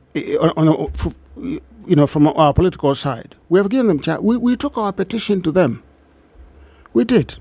So it's not that we will completely shun the institutions of the judiciary. No, we make decisions. We are now suing, on GMO foods. So we are still engaging them. Okay. Yeah. Recently, one of our people was arrested. Okay. We had a lawyer to engage the courts to make sure that he's released. Because we are taxpayers and these are our institutions. Okay. We continue to engage them, but we continue to engage them with them wisely. Okay. And there are some issues that they can handle. There are some issues that they cannot handle. That you have determined that they cannot handle. They cannot handle. Okay. Okay. So let us park that on the side. Okay. Okay. The second thing that I think you mentioned is, what are we going to do? You know, what is the end game here? And I'll tell you that we are interested in making sure that the people of Kenya understand that the election was stolen, number one. Number two, we want to make sure that they understand that they have particular tools in their arsenal. Okay. Okay? They have the tools of protest, which is constitutional. That is one. They have the tools of sit-ins, which is constitutional. They have the tools of marching, which is constitutional. If you heard Mr. Stephen Kalonzo Musyoka speak yesterday, he counseled people. He said, even when we decide to go to demonstrate, we must be peaceful. I think he spent like 5 minutes talking about discipline and civility in exercising those rights. Okay? That is how we want to prosecute our case. You know, peacefully, respecting property, respecting people's lives. You know, that's what we want to do. No one is interested in causing chaos in this country. Sure. Right. With what expected outcomes, what is the hope? Because I believe we saw a graduation list. We believe that if one thing doesn't happen, then we do the next. If one thing doesn't happen, or is this all of this happening simultaneously? We believe that, first we were in Kibera yesterday. On Sunday, we're going to go to Mavoko, Machakos. Then we'll go to Busia and so on and so forth. We are going to nationalize this campaign for justice, for electoral justice. At the end of the day, what do we want to do? We want to force this regime out. So how do you do that? And we believe that the people will do that. People will do that. So you want a sort of an Arab Spring? A sort of a nationwide uprising or outpouring of people onto the streets? We want people to withdraw any recognition or support they have for this government and to push it out by peaceful means. An orange revolution of sorts. You call it that, that's your language, but I will not people out into the streets. When you say people out in the streets, sit-ins. We are we are going to be in Uhuru Park for the next 3 weeks until Ruto leaves State House. Well, we can even surround the State House. Okay, an insurrection into not insurrection. No, that's a different word. What's the difference? No. An insurrection. If you say that you are going to State House, an insurrection may imply that you're going to use arms. Right. No, we are not. We are not. So you'll do a Bolsonaro kind of thing. We just get into the halls of Parliament or halls of State House and occupy. I know. I think occupy State House. We let me say this here. We are going to do those things that are peaceful. Okay. Yeah. So a peaceful occupation of State House. We will do things that are peaceful. If that includes surrounding the place or it includes marching on the place, that is what we are going to do. But we are not going to encourage anyone to take the law into their own hands. But there is no option. Can I ask you something here? If you usually something is applied to a solution that acts as a catalyst, yes, then that brings about a reaction. Yes, we cannot run away from what some of these things that you're suggesting about then would invite. Yes. What about the consequences of said action? I mean, just the thought, for example, of what Eric is saying now, surrounding State House, if need be, in a peaceful manner. In a peaceful manner. Something like that may have never been done before. The people of Sri Lanka were peacefully going into Kenya, Parliament. An MP is there died. An awareness of what that would invite this agent that is now applied to this situation, what the consequent action of that would be? Doesn't seem like a very pretty picture to me. We expect the government to respect the law and the Constitution and to allow people to express their will within the four corners of the Constitution and the law. We don't expect the government to resort to violence. We do not. That would be a disaster. So let's say that there's peaceful occupation of, say, State House, and the president leaves State House. What are the next steps of legally then proclaiming Raila Odinga as president? At that point, I think what you are looking at is a collapse of government. Yeah. And the sovereign will of the people is supreme. Okay, the people are the one who make the constitution. The people can unmake the constitution. They can amend it. They can do whatever they want to do with it. What I would say is that if the government collapses, then obviously there would have to be an agreed structure to take its place, maybe an interim arrangement. Are those plans already laid out? Because you have a plan. You've done 3 weekends now. The next one is coming into Machakos, the next one in Busia. There's a plan of action. Is this all laid out in plan? Because when I hear you, it seems like what you want to do is, first of all, create the necessary amount of tension, and then from that point on, let the bird fly. This is wherever it perches, let it perch. It is not up to the Azimio leadership or to Mr. Odinga himself to tell the people exactly what to do. Why not? And because this country does not just belong to him; it belongs to all of us. All right. It belongs to all of us, and the decision. So, as at to what point will do, his leadership end? Because right now he is telling people, come to Jacaranda, come to Kibera, come to Machakos on Sunday. He is leading. The people are not the ones who are saying, come to Kibera. Actually, let me tell you something. We started these meetings and consultations with the people because the people demanded that we do. I know that you find that difficult to wrap your head around, but in fact, people have been asking this of us almost every day. Okay. What are you guys going to do? Give us direction. All right. We've responded. So they are saying, give us direction. Yes. That's the point. Yeah. And you're giving them direction. Let us meet in Kibera on Sunday. And talk about it. These issues. Okay? Yes. Then what they are saying is, we are willing to participate. Give us direction. Give us leadership. Not willing. We are chomping at the bit. All right. Chomping at the bit. So that's the question I'm asking. So in this direction that they're asking of Raila Odinga and the leadership of Azimio, is Raila Odinga responding by coming up with a proper plan of direction? This is what I propose we do. We are going to do this, and the other. When Kalonzo was saying, when we call out to go to the streets, we shall maintain peace, that means Kalonzo is the one who's saying, we shall advise when is the best time to go.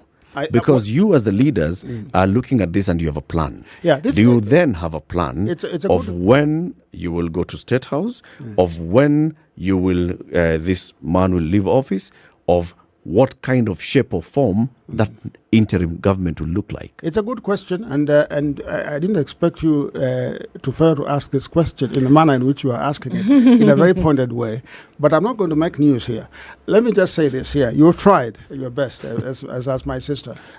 We are in consultations about those kinds of the questions you are asking, and we are looking at different scenarios, and which we shall communicate to the people of this country in consultation with them. And I can be honest with you and tell you that some of those issues that you are talking about have not been ventilated fully as we speak. But we are leaders. It is true. Our job is to think through outcomes and so on. As my sister was saying here, what if the reaction is not what we expect it to be? We have to be responsible for that, and we have to think carefully about it. To make sure that we safeguard property, life, and limb. In the meantime, should we expect that the Azimio elected legislators in Parliament will do their job? Yeah, of course they are doing their job. They are very busy. Very, very busy. They sat back as an amendment to the IEBC Act. Yeah, we could not participate. We could not participate in that. There are some things. Will you participate in the budget making? By not participating in it, we are sending a message. We will not participate in the reconstitution of the IEBC. In fact, our position is this, that the IEBC should be abolished as a national body and elections devolved to the counties, as they do in the United States. Devolve the elections to the counties. Okay. That's our position. Okay. And we said that in Nigeria, by the way. Is there, you've said that. What I expect to see is actually a document that shows us the structure. This alternative that you talk about, if you went out and said, this is the structure, this is how we can amend the law, this is the structure of how the IEBC would look like at the county level, this is how it will be composed, to make sure that William Ruto does not pick the 47 IEBCs. No, we can do that. We can do that, Eric, but the question is that they are driving the process. You're driving the alternative process. Yours is alternative. Who's driving the process? No, that they are in a kangaroo way. They are driving the process in a kangaroo way. So we cannot participate in kangaroo processes. We're not going to do that. That is for the national IEBC. Because if we do that, we legitimize what they are doing. That is for the national IEBC. You've come up with a whole different animal. Yes, devolving to the county. Called 47 IEBCs. Yeah. Right? Yes. Those 47 IEBCs, what shape or form are they? How do we make sure that Raila does not form all the 47 IEBCs? Or Ruto does not form all the 47 IEBCs? How do we know? So once those issues are being discussed, we shall lay our plans on the table. We are not devoid of plans, Eric. We are not. Believe me. Sometimes you act as if you know. No. Say things and then you follow up with, okay, now we've said it. Now, can you go, Prof? No, but the structure of devolving elections and the design of it is not rocket science. It's not rocket science. It's been done in many countries. It really is not. In the US, as you know, I'm sure you've gone there when they're having elections. It's a very simple process. In India, it's a very simple election. Yeah. Why can't we be like? Why can't we make it as simple as that? We could. Okay. Instead of giving the power to one person called Chebukati. Professor, thank you for joining us today. Thank you very much. It's been a short. You can put on your. I'm going to put on my your beret. And your put on regalia. Put on my regalia. And my glasses. Just so that I complete the picture. So now we call you comrade? I've always been a comrade. Professor Makao Mutua has been our guest. Thank you for tuning in to Kenya's biggest conversation. Have a lovely day. We'll be back tomorrow. Good morning.